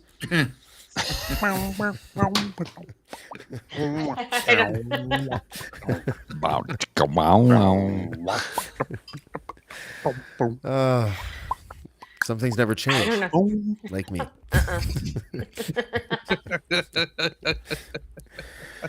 This is awesome. This is great. I don't like. It's so casual that I wasn't even here until now. That's amazing. Yeah. What I missed though, seriously, other than the amazing sex club stuff that I'm going to get Kristy to PM me about later. apparently Chris Blessing. has video. So Oh, do you? Army Chris has video. Yes. Oh, like cheese video? Oh, Oh yeah. are you talking about with me helping Jimmy lube the Yeah. dildos? Oh, Yeah. You helped lubed dildos? For anybody Well, no, walking she was in squirting the halfway lube through in Jimmy's conversation, hands. Oh, I Yes, thought that's she was much better, stroking isn't it? the dildos to make them lubey. No, No, Jimmy. no, Right Jimmy now. stroked the dildos. Oh, well, that's just a novelty act in itself, isn't it? It was Jimmy stroking the dildos. Imagine there was someone with a fetish of a little person stroking dildos, Well, And- it's your A video lucky would night. sell. You just won 649 then, eh? and then the person that had that fetish, pregnant woman. What? What? Jim, you're killing. So that's- You're gonna kill Jimmy. That's not going to kill Jimmy. Killed What? himself. He's the one that Whoa. told us. Jimmy. What did I Jimmy's- miss? I'm missing something. Jimmy has a pregnant. No, Jimmy's woman fetish. attracted to. Oh. Yeah. So if we can find a pregnant woman that has a little person stroking dildo fetish, then I think the universe will implode delightfully onto whatever plastic wrap they put over the bed. Well, maybe that's not a terrible thing because we're kind of in a shithole anyway. What do you mean? Let's make me a mouse. Find me a fight. Catch me a cat. Do you want, Brad? Do you want to talk about the show we saw last night? Like, drop a couple of words on that because that was a great show. Who I me? missed him when he came to Alberta. I want to Yeah, know yeah, about James. Yeah. Okay, dude. First of all, the venue. Like, I can't. Oh my I can't say God. enough about this venue. If If you guys remember, most people that watch the show are probably old enough to remember the MTV Unplugged series, right? Alice in Chains, Nirvana, there's a bunch of them. If you ever wanted a venue for that type of thing, you found it. If there was a 2023 Unplugged venue in Canada, this would be that venue. Oh, It's yeah. intimate, it's perfectly lit. The building's probably 110 years old or something like that. Like it looks like a very old building. It's old. And it's funny because I joked in the interview when you guys see the interview, you guys watch the interview or whatever. I joke about how I want to take credit for the whole acoustic hip hop thing. That's obviously a joke. But what surprised me is and Douglas, I heard you say this this morning on your morning show, is that hardly anyone ever thinks of, if an acoustic guitar is playing, the last thing that they think of is a guy rhyming over it. But there's a bunch of us, actually, I don't know about a bunch of us, but myself in particular, I've been like, since I was like 21, I'll go to like a beach or a bush party or something like that, and some guy will start strumming, and maybe he'll sing, and maybe someone else will sing. And I always sit beside him and be like, can you just play something that I can nod my head to? And sure, I've been rhyming over acoustic guitar for like 20 years. It's just something that I've always done. And it's probably because I've never pursued a career in music, so I've tried different things and I was fine with it. But and so there's no pioneer in this, because I saw a guy named Wax do it from California in like 1996. Chaos did it in like the early 2000s. So it's been done before, and that doesn't mean that Classified isn't doing something that is totally amazing. But I was just sort of surprised at how many people are surprised to hear that. I knew a guy that used to play piano and rhyme while he played piano. You know, as long as you play like 4 on the floor type loops, you know, you can rhyme over anything. And so, you know, and that's what was really cool about it. So I was saying to Classified that I thought that he might, though, nonetheless, despite not necessarily being a pioneer of it, he might end up starting a trend that I think would be amazing, where other rappers, especially older rappers, will end up doing the same type of thing. You know, imagine going to like an Unplugged event and it's like Nas and he did all the Illmatic tracks, but next to that kind of stuff. Like, it would be breathtaking. It'd be fucking amazing. Oh, yeah. Yeah. So I had a really good time. Jordan was really cool. Jordan and I are going to do a track together now. No way. Yeah, he's Dude. throwing. Oh, yeah, he's yeah, throwing a hook on this track that I did, and like we went outside and we ciphered. It was the first time I got to cipher with someone for like 2.5 years or something like that. Well, and when I walked in, I'm like, I don't know, this young kid up here is singing. He's got a voice, like, he's great. I'm like, was he 24? And then we started talking. No, I'm 44. Yeah. What? Yeah. Fucking black don't crack, and it really pisses me off. Like, well, and he did go into detail fuck about you, how Douglas. he's Look like, at you. he went into someone would notice. Yeah. Oh, I noticed that invisible. He did tear discuss you in pretended to detail, wipe though. off your upper cheek, your sublime cheekbones. Jesus. Well, he got into it about how he's like, the record company took photos of me and they're like, you should dye your beard black. And he's like, I'm not doing that. He goes, this is my hair, sure. And they're like, your hair's your thing, because he's got a big fro. Yeah. But I don't know if it's a fro. It's like, it's different. It's not a fro. It's just really curly hair, and it's cool as shit. And he's got gray in his beard, and they're like, you should dye your beard. And he's like, no, I'm not doing that. I'm not hiding who I am. And I'm like, oh, I have so much respect for this man. And wow, can he sing? Yeah. Holy shit. He's really good. Like, he's oh my God, he's fantastic. And the guy, so we interviewed him and then his guitarist named what was the Bubble? What was it? Bubble Drum? Bubble Gut. Bubble Drum. That was his name. His name was Jesse Humphreys. And then there was another guy, the guitarist, beautiful for Classified. Beautiful singer. Mm-hmm. And he looks like he's like a bouncer. And he looks like he's a ferocious man, and he's got a voice of an angel. Brett Matthews, that was his name, right? Yeah. He's like 6'4". Yeah, maybe 300 pounds. He's he's so big. His dude. Beard weighs as much as Jimmy. You know, like he's a big dude. And he's mean looking. He is, but he's not. that. But he is so, the he's so sweetheart. shy and everything. So this cat, though. yeah. So imagine this. I think he's like 30. Let's just say he's 30. It doesn't really matter He's how young. old he is. He's young. He was a bedroom musician. He only played for himself. He was too shy to play in front of other people. He's done a couple shows here and there. Nervous guy. And I don't know how, maybe Paul, do you remember how they found each other? Paul was, or Classified was looking for a guitarist. A guitar player. Yeah.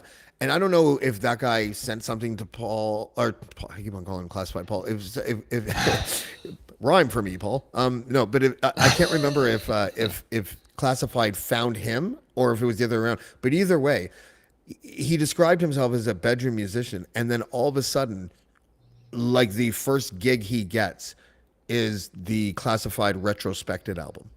And then not just that, but like 2 of the singles on the album. And I thought that was just an amazing story. And the other guy too, O Sound. Oh my God. One of these black dudes that like, you know, that started off in a choir. One of those people though, that you can't imagine without a smile on their face. You know, like he just looks like he's, you know, the happiest guy on the earth. And they were just, we had a chat about they were it just too. such good souls. And I was saying to Classified how it's funny how he found them, because he found them both out of necessity for the instrumentals that he wanted to make. He needed a keys player and he needed a guitarist that could sing. Right. And he inherited 2 lifelong friends. And I think that's just one of the dopest, you know, kind of origin stories ever. And the whole part about where like you walk in and you look up on the stage and you go, wait a minute, that guy's singing, the guitar player? That's the voice coming out of him? Yeah. No. It's like if Shrek were singing like Radiohead. It's like, what? It's the juxtaposition of those 2 things. He was singing 3 Foot Tall. Yeah. Love that song. Okay, and this is a 6'4" big fella. He's not tiny. He's a big fella. And you look at him, he's got a beard. He looks like he's from Alberta. Yeah, well, yeah, a certain degree of that. Other than the fact that the second he opens his mouth and he speaks, it's like, that fella's from Cape Breton. I'll tell you that right there. Yeah, he's from Cape Breton. Yeah. Oh, yeah. For sure. Yeah. He said somewheres. So you know right away he's from... Somewheres, yeah. Right away. Oh, yeah, that was such a good show. And Jordan was just such a sweetheart of a guy. Like, my goodness gracious.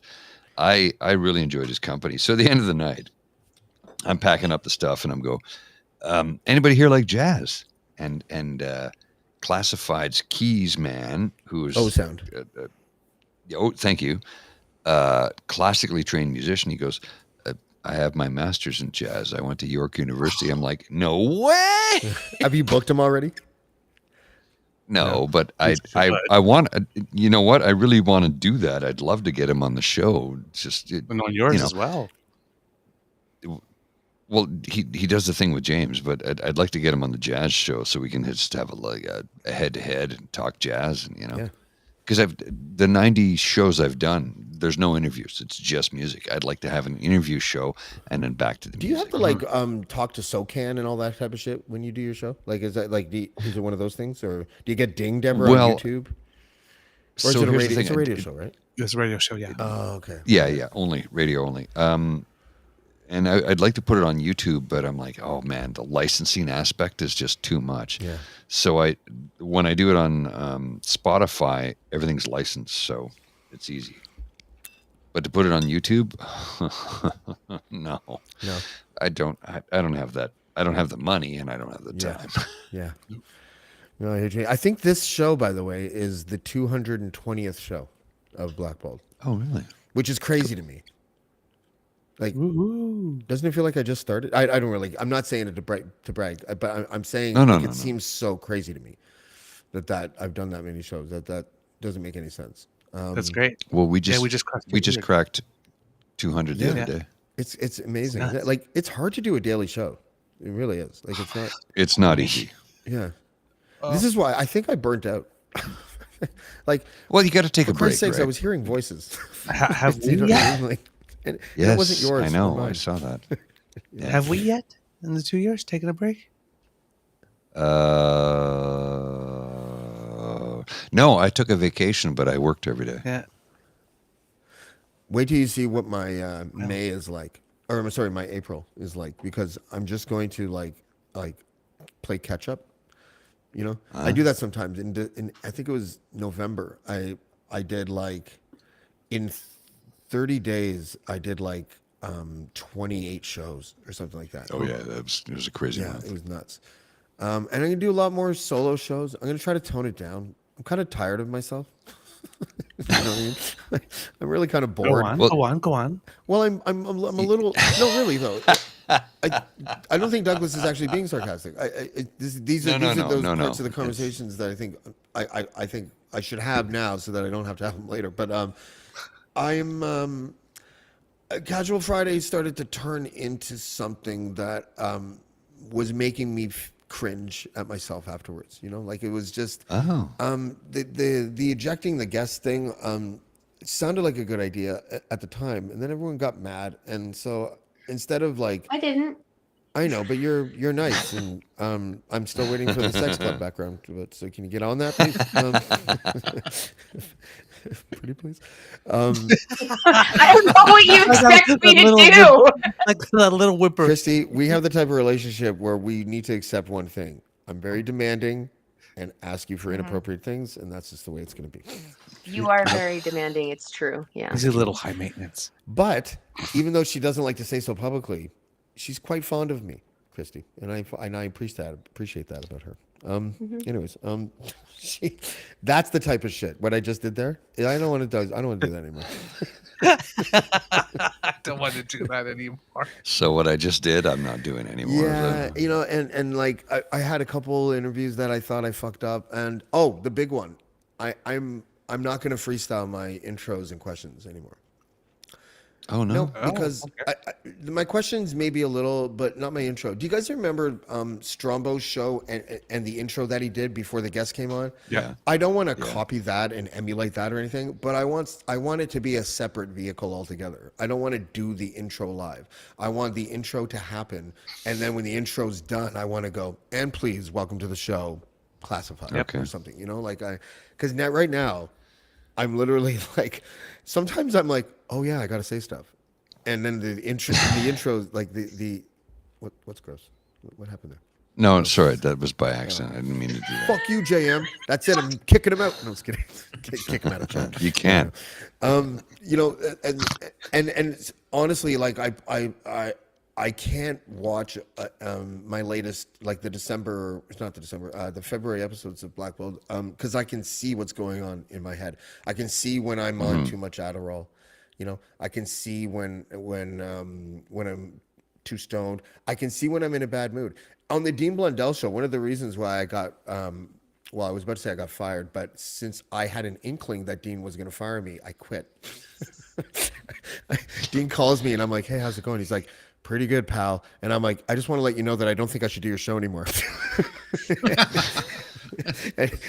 and I'm like, and I'm not just saying that because I know you were going to say that, but that's part of it, right? So, but you know what happened? I immediately accepted it because I knew that I was stressed out and I was taking it out on Lachlan. Yeah. I really was, right? Like I was talking over people.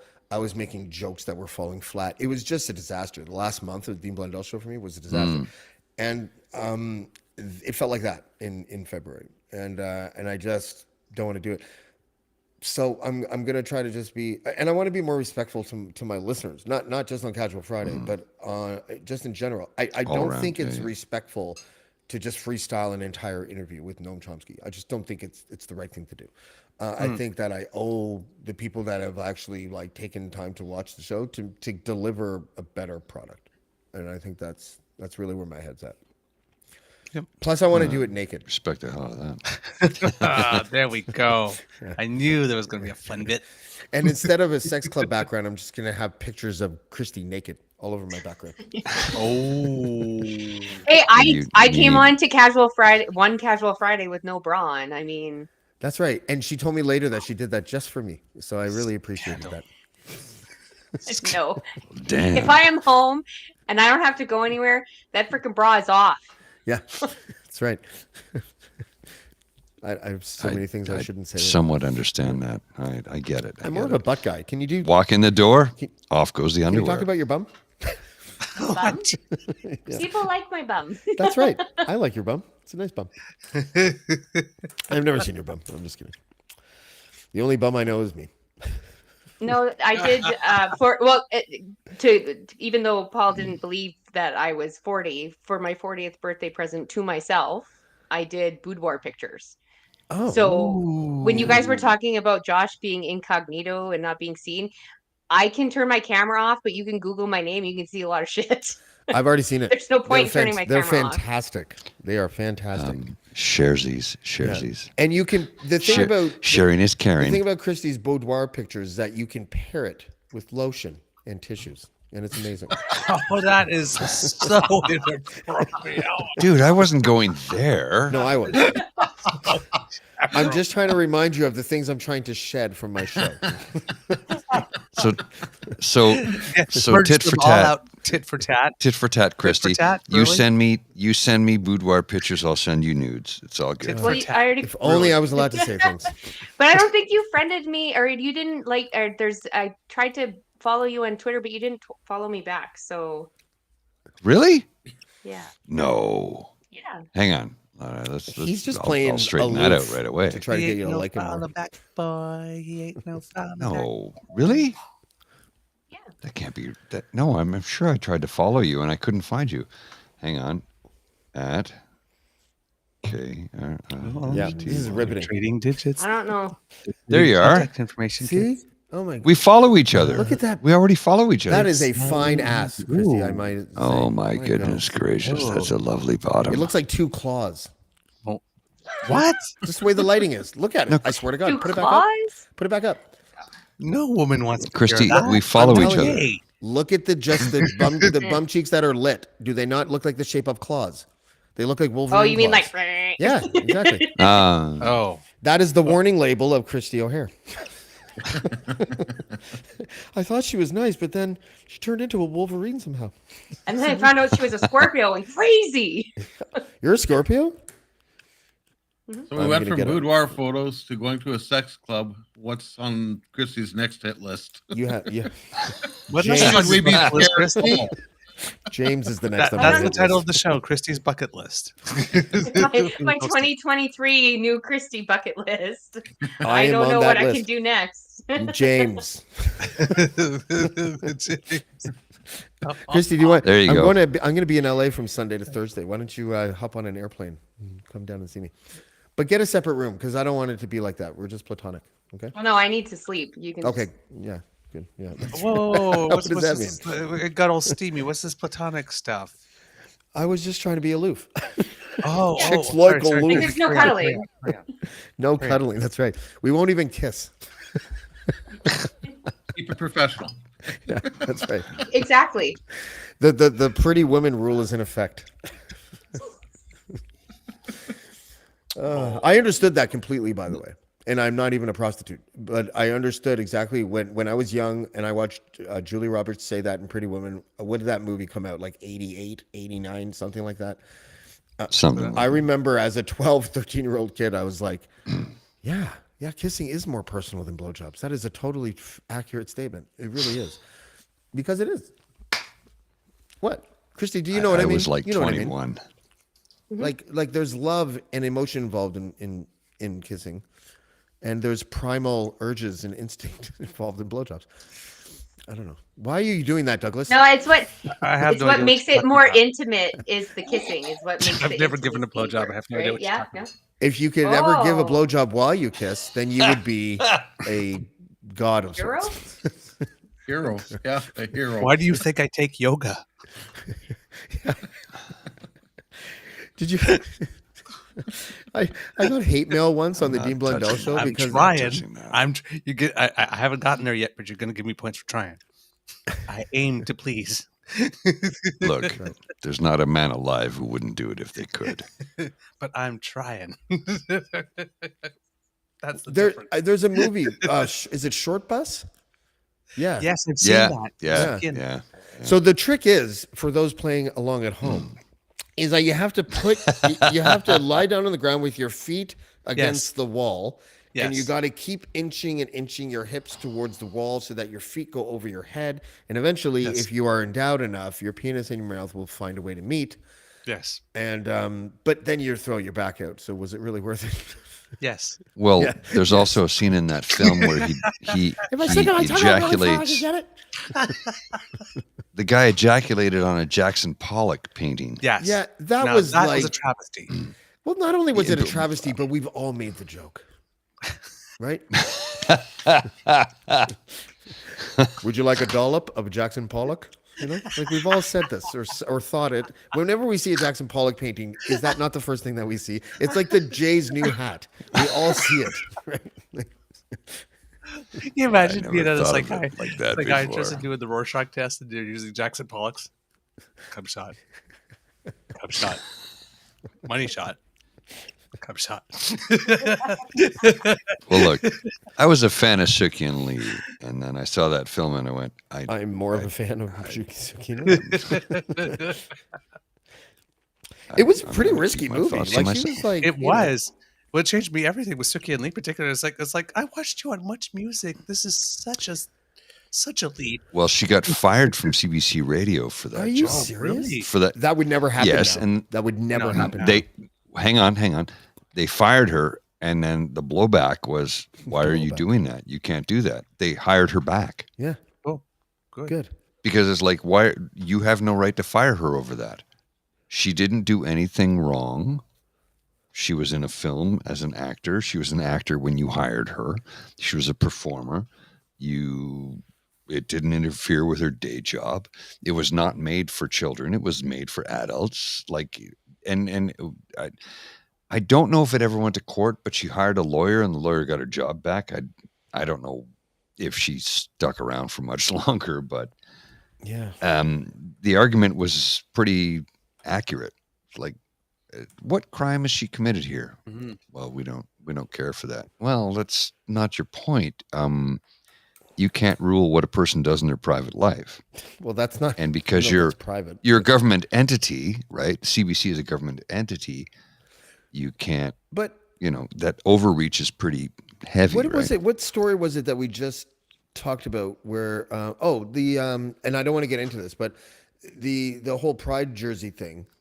Like James Remar. yeah. So the people that declined to do that, they got shat upon, but whatever, and whatever you think about that is fine.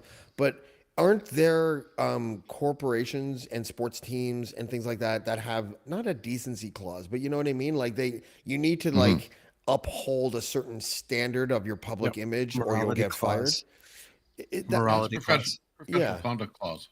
Yeah. Yes. So maybe that was what they applied it to, and then they just saw the writing on the wall from the public or something. I don't know, but Well, just to take things back old school here, I've been quiet for a while now. So, yeah, I'm sorry, I'm James, taking up all the. I'm going to punt myself. You guys have a good evening. Oh, okay. We're taking No, out. Wade, go punch yourself. Okay. Hi. Hi. Hi, Wade. See you. All right. So what happened in the first hour? You're gonna have to watch the show. I don't watch this show. Are you You kidding? just have to tune in. Well, yeah, but you my have to own watch. show. See, but you see, you always say you don't watch the show because you're on it, but you weren't on the first part, so you got to watch the show. Oh, that's right. see That's how right. it works. I will. Was gotta everyone watch like, the is show until James you come okay? on. Is he all sad? Yeah. Yeah. There's a few questions. Where's James? Isn't this James' show? Yeah. Yeah, we got a lot of those You were questions missed. actually. People love you. Like, what's going on? We haven't seen him in a while. What's going on? I'm like, I'm a little disappointed that tech there's issues. 4 times as less viewers than there usually is, but we'll deal with that. Well, the show's not been on in a couple of weeks, I know. dude. I know. That's the thing about hiatus is that you have to come back big. So that's why I'm going to LA. One of the reasons. I was supposed to go with the DOC to tour the places in LA where he lived when he moved there from Texas. But that's not going to happen because he got called away. So I'm gonna try to do a lot of impromptu shit. Like it's gonna be really interesting. I hope I come back alive. Well, Well, we hope so. I'm too. so Yeah. happy I don't drink anymore. Holy Christ! What the hell? What, who was your dude last night? What was his name? We sat and we had some dinner together. Oh, Darren. Well, if you don't want to say his name, you that's don't have to say his fine. name. Yeah. Real sweet guy. Really liked his company. He was a Awesome dude. Yeah, he's a really good guy. So he lives in the little town that I do, and because I don't drive, I was trying to figure out who I was going to invite along to the classified show in exchange for a ride. And I was like, "Who likes hip hop?" And it was like, "There's only one guy I know that likes hip hop in this entire town." So that's why I invited. And he's like the same size as that guitarist guy. He's basically Oh yeah, he's totally. like 6'4", Yeah, yeah. 300 pounds or whatever. And his wife, his wife told me that when I invited him to the show, he got off the phone and he like did like a little girl dance. It's like, oh my god, oh my god, oh my god, oh my god, like on his toes and stuff. I was like, are you kidding? She's like, no. I'm like, that would have been the craziest, like the most endearing thing ever to watch a 6'4", 300-pound man act so girly. It's just nice. Well, I think he Like in a really good way. enjoyed himself. Yeah. But I really enjoyed having a chat with him. Real sweet guy. Like, and we had a good conversation. Well, you were taking care of some business while we sat there and ate pizza and looked at the crazy ass long lineup of people trying to get drinks. What about that married woman? Which one? So there's this blonde girl. I have a thing for girls with short hair, and so immediately I was like, Oh, I didn't get a chance. Like you guys were talking about it. I didn't even see her.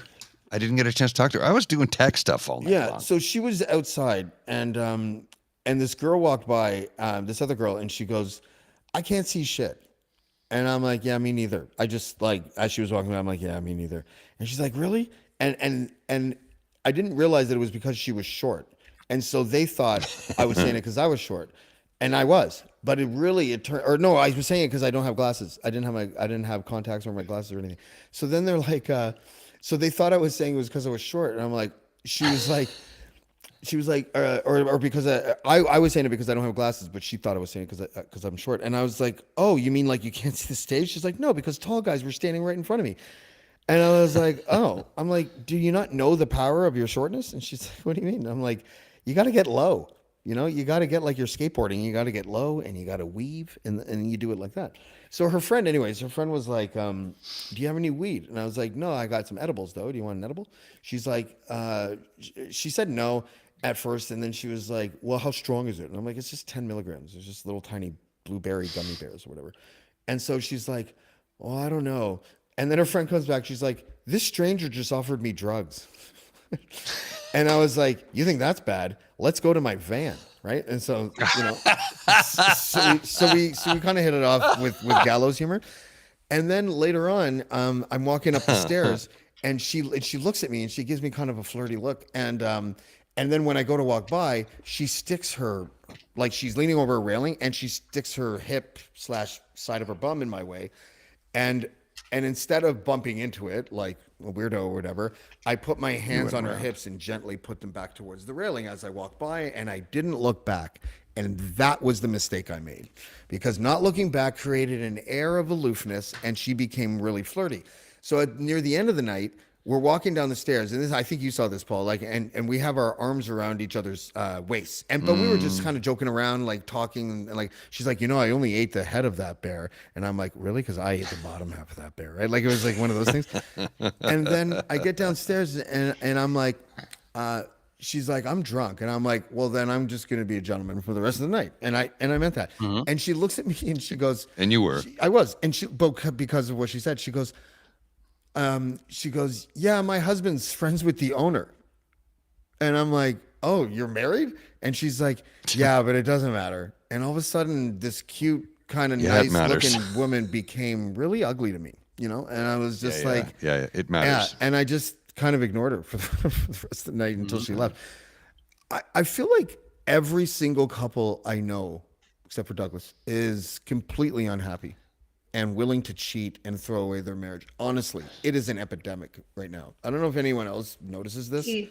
Now, that's why I'm single, because I knew the urge was there. So I'm like, that's time to stop, because I don't trust myself. Really? Wow, that's the most honest thing that's ever been said on Casual Friday. Well, I'm single because I'm a useful idiot. That's it. You're a Russian spy? I'm a sex object and nothing more. Oh God, here we go. What's going on out there? So, well, it's snowing. This is the first time I've been single since like 2003. So it's been a huge learning curve. Mm-hmm. Yeah, Oh, I can imagine that. Bye, Paul.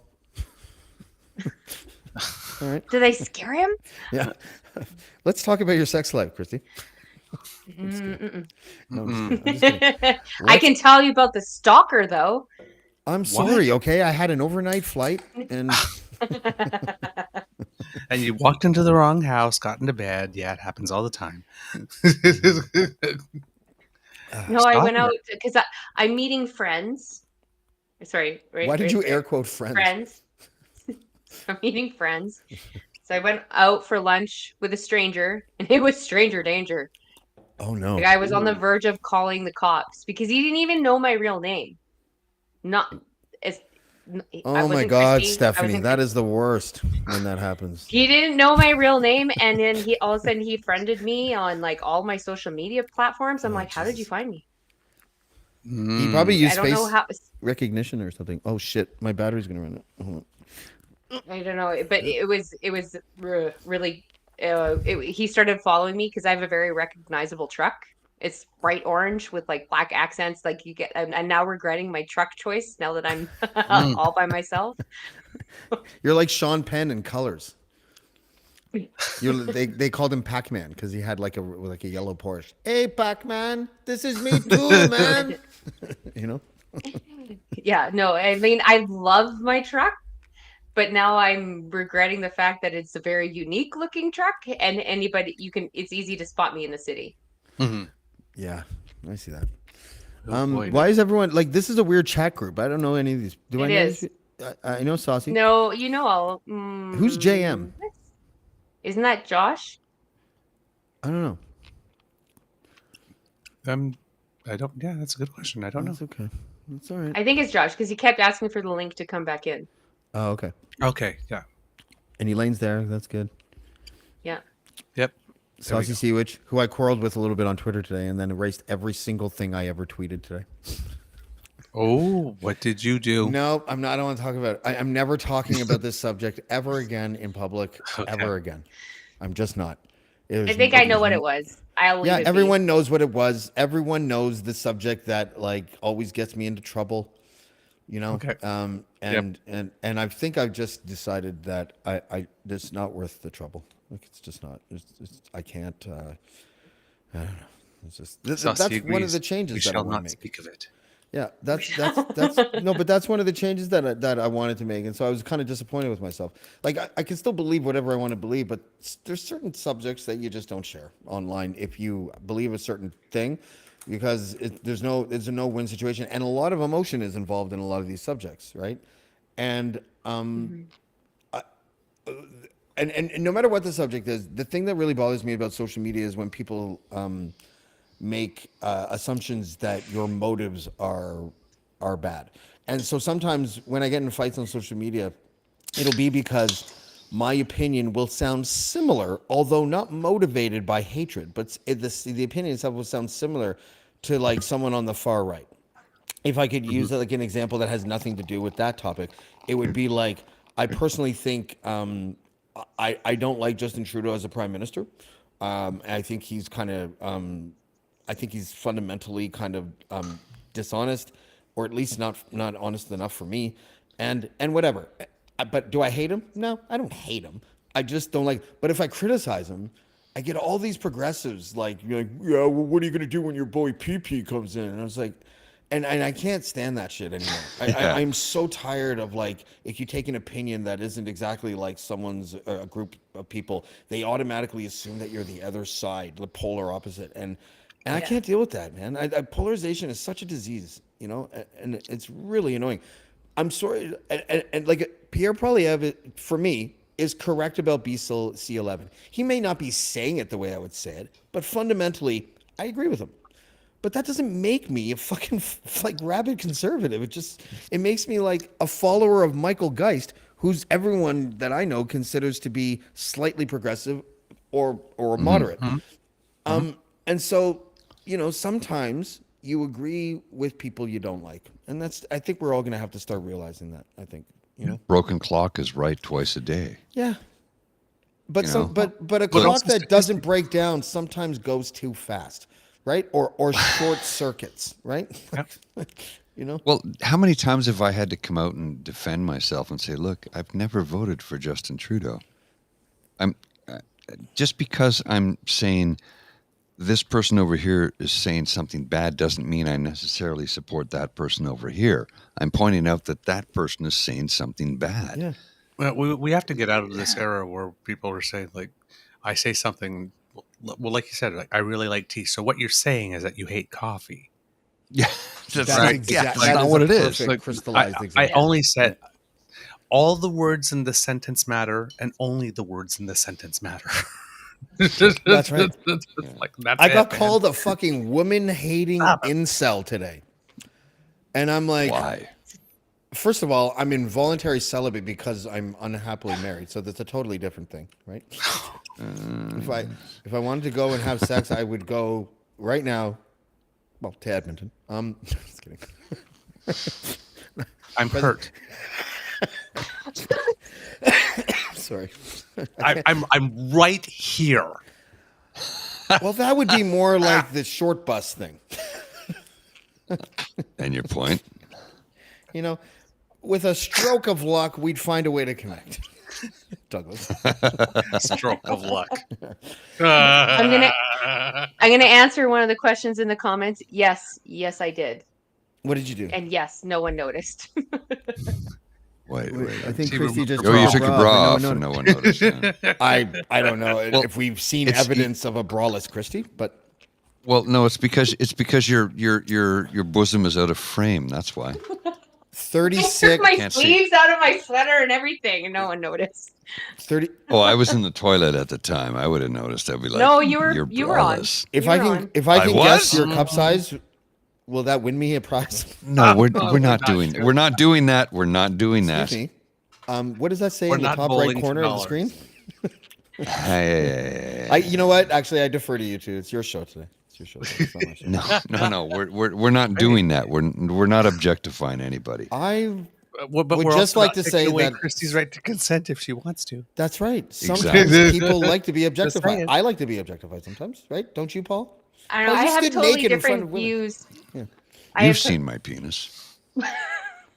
I have a pretty good penis too, right? So let's not get into the battling No. thing. You know?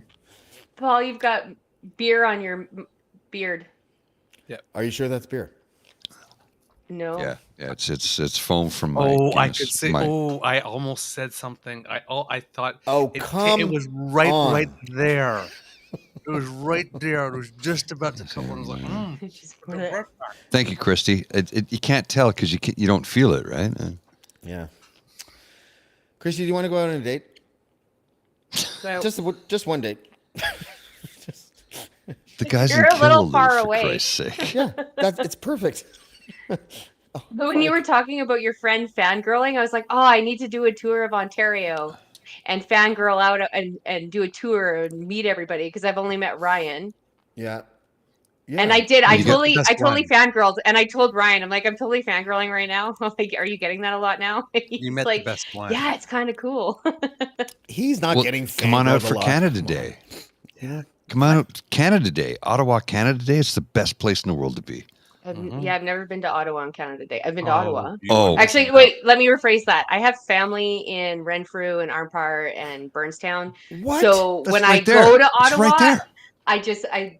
they pick me up Okay. from the airport. Wait. and then Hold I on a second. You have family in Arnprior? Yeah. That's like 40 minutes away from me. It's And right. no, I it's think right next Burnstown door. is closer to you than Armpar. Love. It's about the same. That's where we were That's last where night, That's where we Burnstown. were last night. Okay, Kristy. Listen, I forget about all the jokey stuff about dating.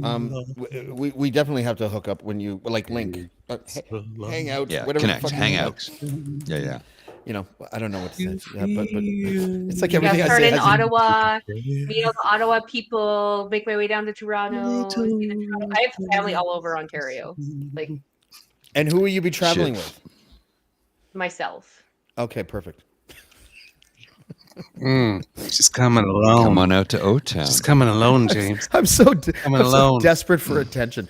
I'm like the most desperate for attention I get person it, I've right ever here. met in my life. Flying out to O-Town. I hook you up. I got a place for you to stay here. It's all good.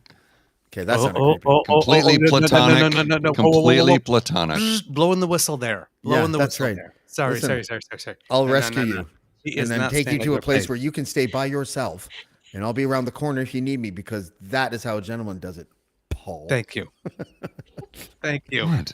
Thank you. What? Okay, so Thank Douglas, you're gonna. So I'll pimp out Douglas's condo in the I thought market. you were going to say for something Kristy. else. Jesus Christ. I'm going to pimp out Douglas's condo. Again, I'm right here. Condo, it's condo. Yeah. Douglas, what do you have to say about this? Okay, first of all, why are we pimping out the condo and not me?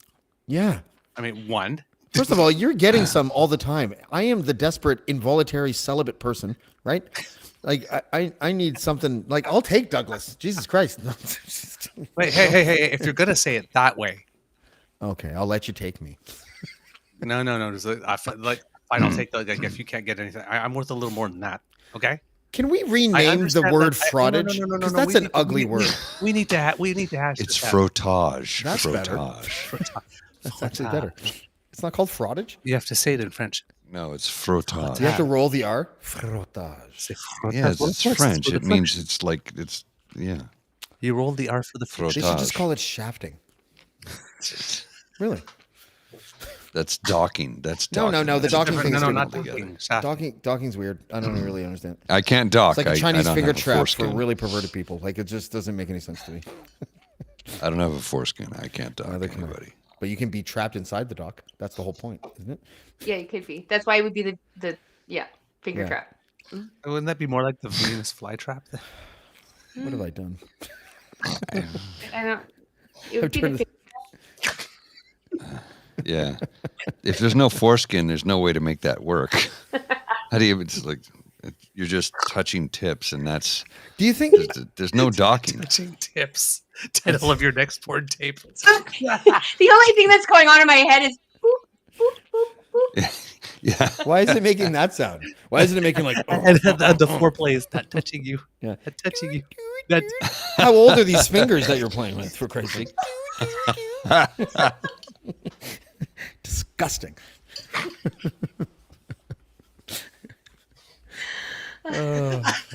Remember when I'm I said drunk I was on going to that clean all things up year. around here? You I lied. did lie. I think it's my fault.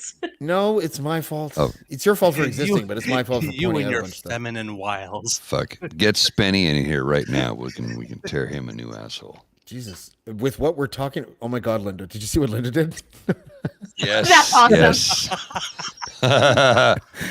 Oh, Jesus. But can't you hear it? Boop, boop. Emojis.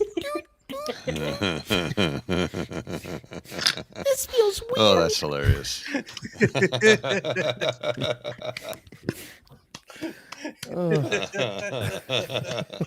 Oh, I could say so many things right 15 now. beaver points.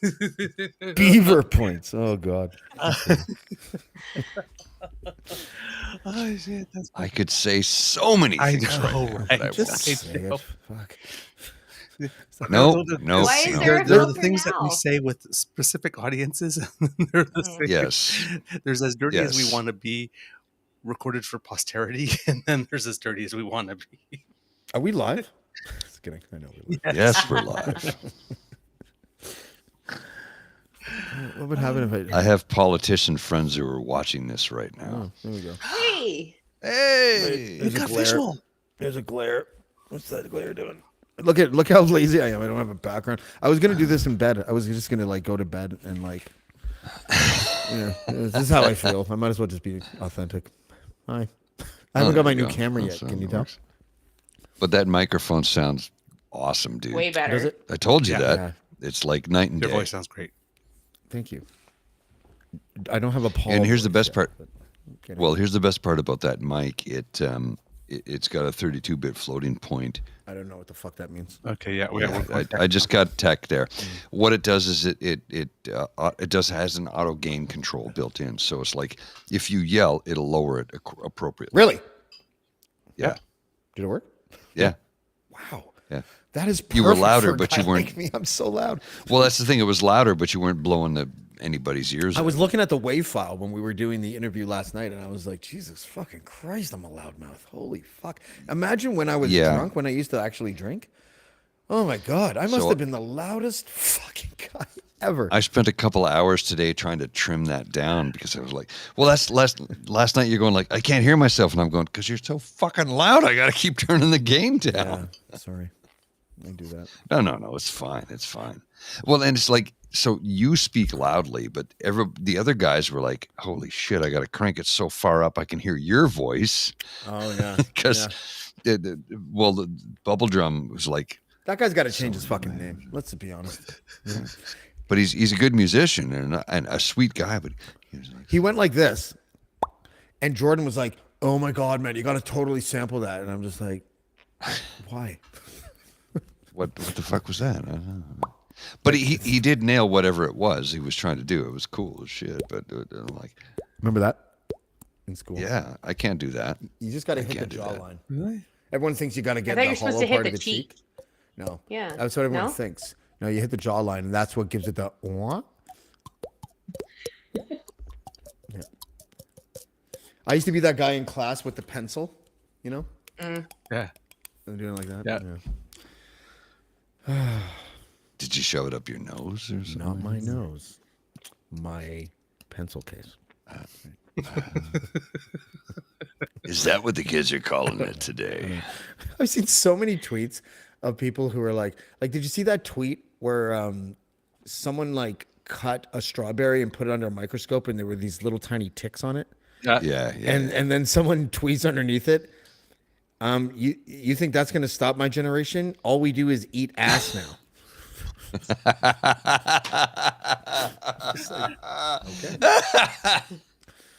I can't stand to look at me. Rihanna reminded me on the last weekend. I had an insane night. I went to see my friend's band play because they're separating and they're calling it their last tour. They're just a small local band, and I was sitting at the table and I saw a girl. There, it was weird. It's an older bar. It's usually people between like 40 and 70 are in this bar. It's usually a lot of 80s rock bands and whatnot. Mm-hmm. And this table of like 18 to 30 somethings came in, and this chick legit walked past me. I'm pretty sure there's a picture of me in high school wearing what she was wearing, and then I got a little sad. And a little hurt. I'm like, oh, I used to wear the bell-bottom cargo pants with the bandana top. Yeah, yeah, I wore that in the 90s. Yeah. But it reminded me because the craziest part of the weekend. So her drummer had a heart attack in the parking lot after the first set. Holy shit. That's and wow. People were complaining that they paid $5 cover to watch a live band, and the live band wasn't playing. So the owners offered to find them a new drummer. So they did. They contacted their old drummer and pissed off the entire local music scene because they continued to play their last two sets with a substitute drummer after their drummer had a heart attack. He's good. He's good. He had surgery. He's okay. But it was just like, you're damned if you do and you're damned if you don't. There's a level of WTF there that I don't even know how to approach. If I would have saw someone complain, I would have throat punched them. Like, are you kidding me?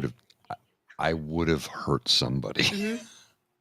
Yeah, because a friend, the blue jacket, he would have been on full fucking display. Pretty much, because a friend of mine, the two girls at the tables I was sitting at, one went out to smoke a cigarette, the other one went out to smoke a joint, and they were standing, and then one of them came running back in and said that they heard him screaming help from his car, so he ran up to his car God. And he just so it was like the craziest Saturday I've had in a very long time.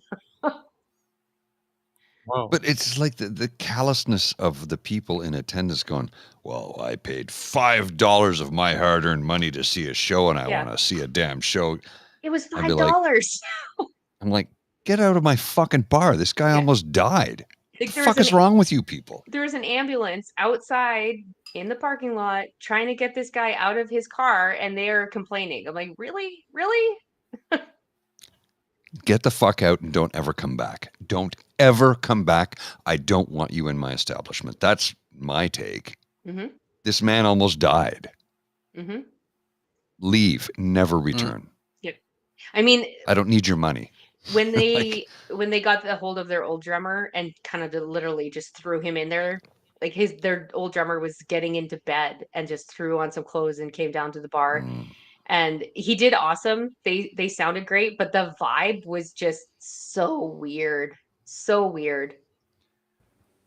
What has happened to humanity Right? when that takes place? That's just like so. What the hell? What took place? I'm sorry. Just the last. Just Well, the you gist. missed a good. Just the gist. You The young people came into the bar and. No. My friend's drummer had a heart attack in the parking lot after the first set. Oh. And then people were complaining that they paid $5 cover to watch a live band and the live band wasn't playing. And they knew that he had a heart attack? Well, there's an ambulance right outside. They were trying to get him out. It took them a while to get him out of the car. Wow. That is. Yeah, exactly. That's my response. Yeah. That is. What the fuck? Awful. People are assholes. Yeah, they really. Well, that stabbing in Vancouver. Right? Like I'm watching. I feel bad that I reposted it. I should take it down because I heard the family doesn't want anyone to post it, so I should take it down. But just the guy, I was mortified that there was a guy literally still sipping his coffee. The guy in the corner, right? While this guy is like sitting there bleeding to death. And it's just a Tuesday. What is that? What is that called again? That depraved indifference. Depraved indifference. Yeah. That's the Seinfeld finale thing, right? Like the question I have though was it depraved indifference, or was he just so freaked out and petrified that he didn't know what else to do, and he's like, I can't move. Will I get stabbed? Will I get? There's that aspect of it. Well, right? let me tell you. I'll tell you a story really quickly. Sorry, Kristy. Why don't you go ahead first? Because my story is probably. Oh no, I was just gonna say it's like the video of the guy where the restaurant's being robbed and he's eating chicken wings. He literally is still eating chicken wings and just holds up his wallet. Yeah. Funny, that was in Texas, wasn't it? I think so. Yeah. Everybody's like, I want to know how good these chicken wings are. There must be some good wings, man. I was in Toronto. I used to live at Spadina Circle. I don't know if you guys are familiar with Toronto, but Spadina Circle is. I think penicillin was invented in that building in the middle of Spadina Circle. Like the guy, the doctor or something that invented it. Like that's where he did all of his lab. Louis Pasteur. I think so. I could be wrong about that. It could be something that's not penicillin, but I'm pretty sure it is. But anyways, point is that it's a pretty historical area. It's right on the top of China. Pardon me? Fleming. It's not Louis Pasteur. Pasteur. Yes, Sir Sanford Fleming. We're talking about like insulin, not penicillin. I don't know, but whatever it was. Penicillin. It was something big like that. Anyways, and it's right on top of Chinatown, right beside Little Italy, like a block away from Kensington. Like it's literally like that part where it's like, there's that place. I think Nevada is one of them where you can like stand on the borders of like 4 states at the same time. It's sort of like that because it's just so many different cultures mixed in. I used to love it there. But there was, I was standing like near the comfort zone. We were crossing on the north side of College to go to the east side of Spadina. And across the street, there was this like guy. And he was, here, I'll just, even though my lighting sucks, he was doing this with a chain. Right? And they were and he was whipping this guy. And these other 2 guys were beating on this guy. So 3 guys were beating on this one guy. And I looked at my friend Troy, and he looked at me, and I'm like, do you want to? He's like, yeah. Ran across the street, and I'm no fucking hero or anything like that. And I don't know where it came from, but I just jumped. I ran really fast. I was in my 20s, so I was in really good shape. I ran really fast, and I jumped up, and I just kneed this guy in the face. And he kind of went flying. And then my buddy, who's an acting teacher, was just like, back. And everyone just sort of like went like this. And this guy on a bike goes, and by the way, there's like 50 people that were just standing there watching it, right? Watching this poor guy get beat up. And then this guy on a bike walks by, or like walks his bike by, and this big dude, and he's like, you shouldn't have done that. And it turned out that this guy that they were beating up was like a drug dealer who like pretended to like get robbed, but really stole these drugs. And it was weird because that didn't matter to me. This guy was a bad guy because he was getting beat up by 3 people. I'm gonna take myself off again because I don't like my lighting. But the depraved indifference that people have, do you guys think it's like from being plugged in so much that we're just desensitized to things like that now? Because, you know, like it just, I can't get over that Vancouver video. Like I listen, I think people have an instinct in them to help people that I think is being dampened by technology, because I'm pretty sure that most people I know, most guys I know, would have grabbed one of those chairs and decked the guy with the knife, you know, and that's what should have happened. Like that guy's life could have been saved, you know. Like, well, I don't know about that because he was stabbed in the door frame several times before they even stepped outside. Like when he stepped outside and the filming took place, the damage had been done at that point. So what took place was sort of, I think, inside the establishment. Oh, really? There was no stabbing out on the patio? No. He was bleeding out on the patio. He wasn't getting stabbed on like the patio. someone goes up there and blocks the wound or whatever, right? Like, you know, and instead of using your phone for caller commentary, I know other people might have called 911, but your instinct should be to stop filming, right? And call 911. Well, so one of the things that I read about this was the police were actually thankful for the footage, and instead of because they have footage of what took place to a certain degree. They're like, okay, we can identify that's the person who stabbed that person because of the footage. And I'm not defending what the person did. The person who filmed. I'm not defending that at all, but the police said it worked to their advantage. They were able to arrest that person because they could clearly identify who did it. But you didn't actually see what took place for the most part. So I don't know. It's complicated as hell. And I think that the guy who was sitting there on the patio sipping his coffee, it could have been a combination of he's on mushrooms and stoned out of his mind and none of it's real because it's Vancouver, or it must be Vancouver. Well, or he looked at it and thought, I don't know what to do. I'm going to act like I didn't see any of this because I'm freaked out that I'm going to get stabbed too. You know, there's like so many things. There's fear of getting involved, because I went through the same thing years ago. I was at a club and there was a guy literally getting curb stomped outside. Like you could hear his teeth breaking, curb stomp. And I got up and started walking towards it because these guys even started like beating up this guy's girlfriend. But my buddy, arms around my stomach, lifted me up, locked me in the car so that I wouldn't go get involved. But it was, I was willing to get involved, but my buddies were like, no, don't get involved. Well, you don't know what could happen, right? That's the thing. It's like I was in a club. My buddy was DJing. The club was owned by a friend of mine. I went downstairs to see my other friend, Lori, who now lives in Vancouver, to get a couple of drinks. And I had a pint of beer in each hand. And I was walking across the dance floor to get to the DJ booth to see my buddy, bring him a beer, and have a beer with him. Somebody bumped into me, spilt the beer down my wrist, like down my arm. And I just looked at him. I said, it's no big deal. It's just beer. Don't worry about it. And I took 2 steps forward, and he came from behind me and smashed a beer bottle in my face. Fuck. Like I've got scarring on my forehead. This eye doesn't close properly because of the scar tissue. Slit literally my eyelid open for no reason, like literally no reason.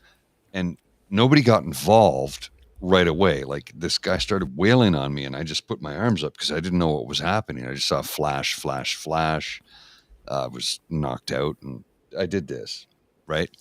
Then luckily enough, a woman came to help me. She's like, I'm a nurse. We're going to call you an ambulance. It's not that bad. And it felt like my whole face was sliced open. Turned out it wasn't nearly as bad as I thought, but you don't know that when it takes place. Right. And one of the security bouncers, if you will, pulled the guy aside and held him off to the left, and he found out the police were coming, so he told the guy to get the hell out of there. And I'm like, what are you, an idiot? I wanted to charge this little punk. I could have lost my eye.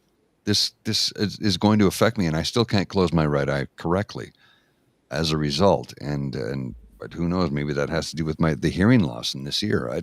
There's a million variations there. But the doorman, the bouncer, the guy, the doorbell is what we used to call them because they were not very smart. Some of these guys just told him, "Get out of here. The police are coming. Get out of here. I don't want you to get arrested." And I'm like, I told the cop, I go, if I find him, he will regret ever meeting me. Cop was like, "Don't tell me that." And I understand what you're saying. Yeah. I've been caught midair a few times. Oh yeah, really? There's a few times I've been. Yeah, oh yeah. I a friend of mine literally caught me in the air as I was going to jump on someone. I tend to throw I'm only 5'4", and I tend to throw myself in, like, I feel invisible. I don't get into these situations. I feel like I need to put myself in these situations to. I really want to hang out with you. You're so much fun, Kristy. I totally got to hang out with you sometime. Show me the pub in Ottawa that you guys always play out of. Oh, happy to. Oh, yeah. Absolutely. I was there earlier this evening. Sorry, James, you got robbed? Yeah, no, I got robbed in Chinatown. I got bottled from behind, and I didn't get curb stomped, but I got stomped. And it was at a party. It was at an after party on Spadina, actually. And I was in a kitchen. This is all I remember. I was in a kitchen, and there were these rappers, and they were rhyming at the kitchen table, and they were sort of battling. And then I walked in, and I just delivered one line, and they took offense. So when I opened the fridge door to grab a bottle of water, I got bottled. So I don't remember any of this. All I remember is opening the door, and then my next memory is I'm sitting in a parking garage, and two of my gal pals were like, rubbing my back and everything like that. And then I looked over at one of them, and I literally have no memory of how I got there. And I looked at one of them, and I'm like, "What's wrong?" And she just started bawling. And I looked at the other one, and I'm like, "What's going on?" She's like, "James." And so I get bottled. I get stomped in the kitchen, like they kicked me in the face and the head and stuff. They stole my money. And then my friends walked into the kitchen, and they just saw me face down, and they said that the entire kitchen floor was filled with blood, right? And and then I got up, and I was looking for the guy. Okay, no, again, I don't remember any of this. And I got quickly whisked out with my friends, and I got taken to the parking garage, and we were just kind of sitting there. And my good friend Tara, who I had on BlackBalled, she was the person who did the ayahuasca trip, and now she's she's a former lawyer and everything. So she took me and nursed me back to health at her house. And then I went to the hospital, and I got stitches in my mouth. I still have a scar on my bottom lip, and they sent me home, and then called me the next day to tell me that my CAT scan revealed that I have a bleeding brain. And so I had to go back. And so a subdural hematoma, they can't really do much about it if it's small. They just kind of have to hope that it heals and stuff.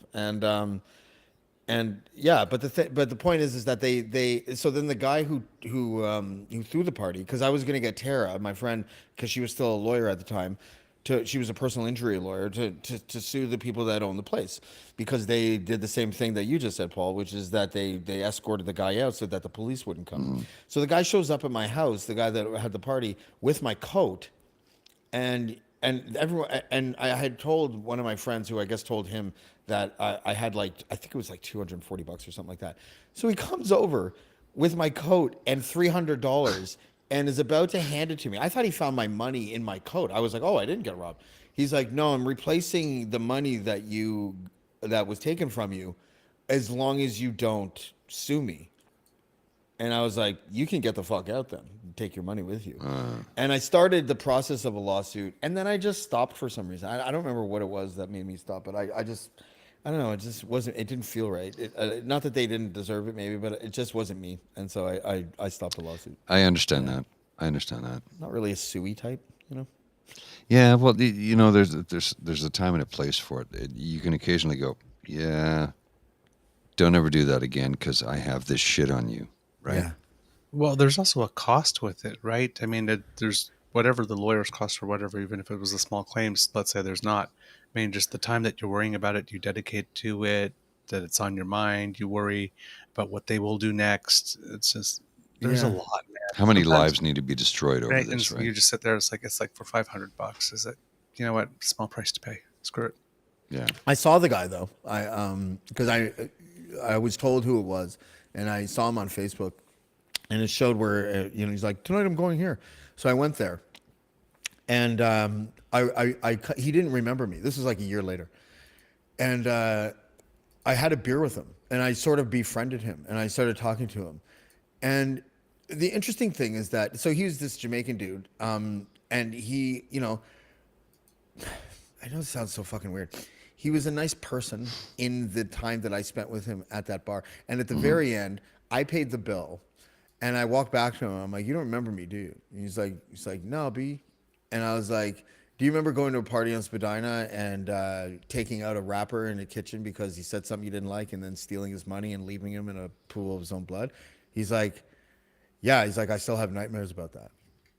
And I was gonna say at that moment that it was me, and instead I was just like, "Have a good night," and I just left. And I don't know why. It Yeah. felt like the right decision, like That was the right Like- decision. yeah. It was the right decision. Like I'm a hothead, but Yeah. you know what part of it is? I don't remember it. It's hard to be angry at something that you have no memory of, Yeah. Yeah. No, I understand that. Sure, it happened. I was there, but I don't remember it. So how do you be angry about it? Yeah. And what's the point of being angry about all that time after? There was a time in my life where I probably would have, done something if I saw him, but I don't know. Fuck. It's just so much violence, Eventually someone's got to Yeah. put a stop to the violence, like it's just Well, life is short. We need to stop the violence when we can. I would agree. yeah. All right, guys, is it okay if I jump out? Yeah, I James, think you that can, I think you can shut it down. I think that maybe we should maybe call it a night, anyways. Like you guys have been doing. Yeah, Thank okay. you so much for holding the fort. By the time I pleasure. get back from LA, I should have better internet. When are you back? Yeah. I'm back on the 6th. Okay. Yeah, so I'm That's leaving. my It's last next day of work. weekend. Really? And then you're going to Yeah, Ontario? I got headhunted to a new company. Oh, really? Oh, cool. Nice. Good for you. Well done. Promotion or just lateral move? What? A promotion or a lateral Promotion? move? Oh, no. A company emailed me an offer, and then it got out in the industry that I was leaving, and then I got 4 more offers. Ooh, Damn. that's nice. Wow. You're in. Yeah, Someone's good moving at on what up. they do. Way to go, Wheezy. Marry me. All right, good night, man. Bye, Paul. Moving on up. All right, I'm jumping out. James, you can end this. Yeah, we'll end it. We'll end it. We'll trickle out. Okay. Yeah. All right. Good night, guys. Have a good one, Paul. Take care. Thanks for helping. You too. Thank you. Yeah, you know what's the funny? Best part is I can't download the episode.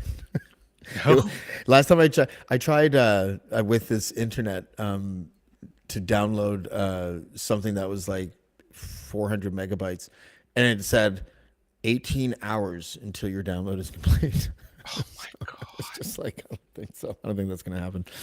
So this Casual Friday episode. Actually, Douglas, can you download it and then put it? Wait, how does that work? How would I do this? Would I have to give you like my password to Megaphone? I would assume so. Maybe I'll just don't know. Tell me what to do. Someone tell me Actually, what you to know what? I'm going to text him because maybe he shouldn't have gone right away. I need an adult. I need an adult. do. Yeah, someone help me with an adult. I just spent a half day just hunting down my passport. You know, I'm like, I put an alarm on my phone to make sure I bring my vaccine passport with me. Do you have to do that when you go to the States? I didn't. I went down to Florida in November, and I never got checked anywhere. But I kept it all with me just in case. Really? Mm. So I thought it was a rule, like you couldn't go into the States unless you were vaccinated.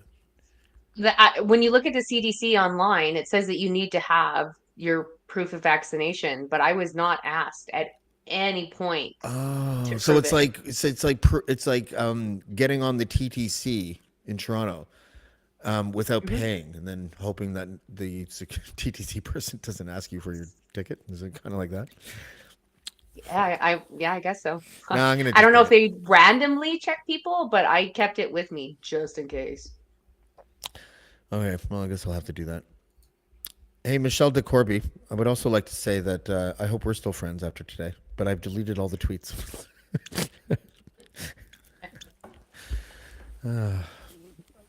All my viewers, It'll be okay. yeah, we all had a big thing today. All right, guys. I only read the first little bit. Was that?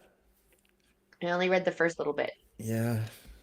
I gotta just shut the fuck up once in a while. That's all. No, Michelle said you're still friends. Okay, good. Very good. Okay, guys. Who's gonna do the, like, Douglas? Can you do it? Can you be like, we'll see you next time on BlackBalled? That's my call out sign. All right. Well, hey, everyone. Thanks so much for joining us. Come back next week. We'll see you next time on BlackBalled. Wait, the intro. Hold on a second. Let me go get it. The outro. I wonder if it will even play because I have such a assets. Perfect timing. I know. Remember, I've done this so many times where I'm like, see you next time on BlackBalled. And now I have to hunt for the outro. So then I guess it's just like every other. It sort of is. It's familiar. Yeah. Mm. That's right. Oops. Oh, wait. I did the wrong thing. Hold on. I forget now. It's been so long since I've done a podcast. Nope, that's not the right button. I just hit the settings. Where's the thing? Add source? For? As I like to say, this is riveting. There we go. All right. Well, thank you, everybody, for... Wait, hold on. I got to take the host spot here. Oh, Kristy's in the middle. Wait a second. Lucky Pierre. That's better. That's better. What is it? The Lucky Oliver? What is Lucky it? Pierre. Lucky Pierre. Douglas, Kristy, Paul. Who else was on tonight? Wade. Josh. Wade. Josh was on. Yeah. Yep. Thank you very much for joining, everybody, and we'll see you next time on BlackBalled. All right. Bye, everyone. BlackBalled. BlackBalled. BlackBalled. BlackBalled.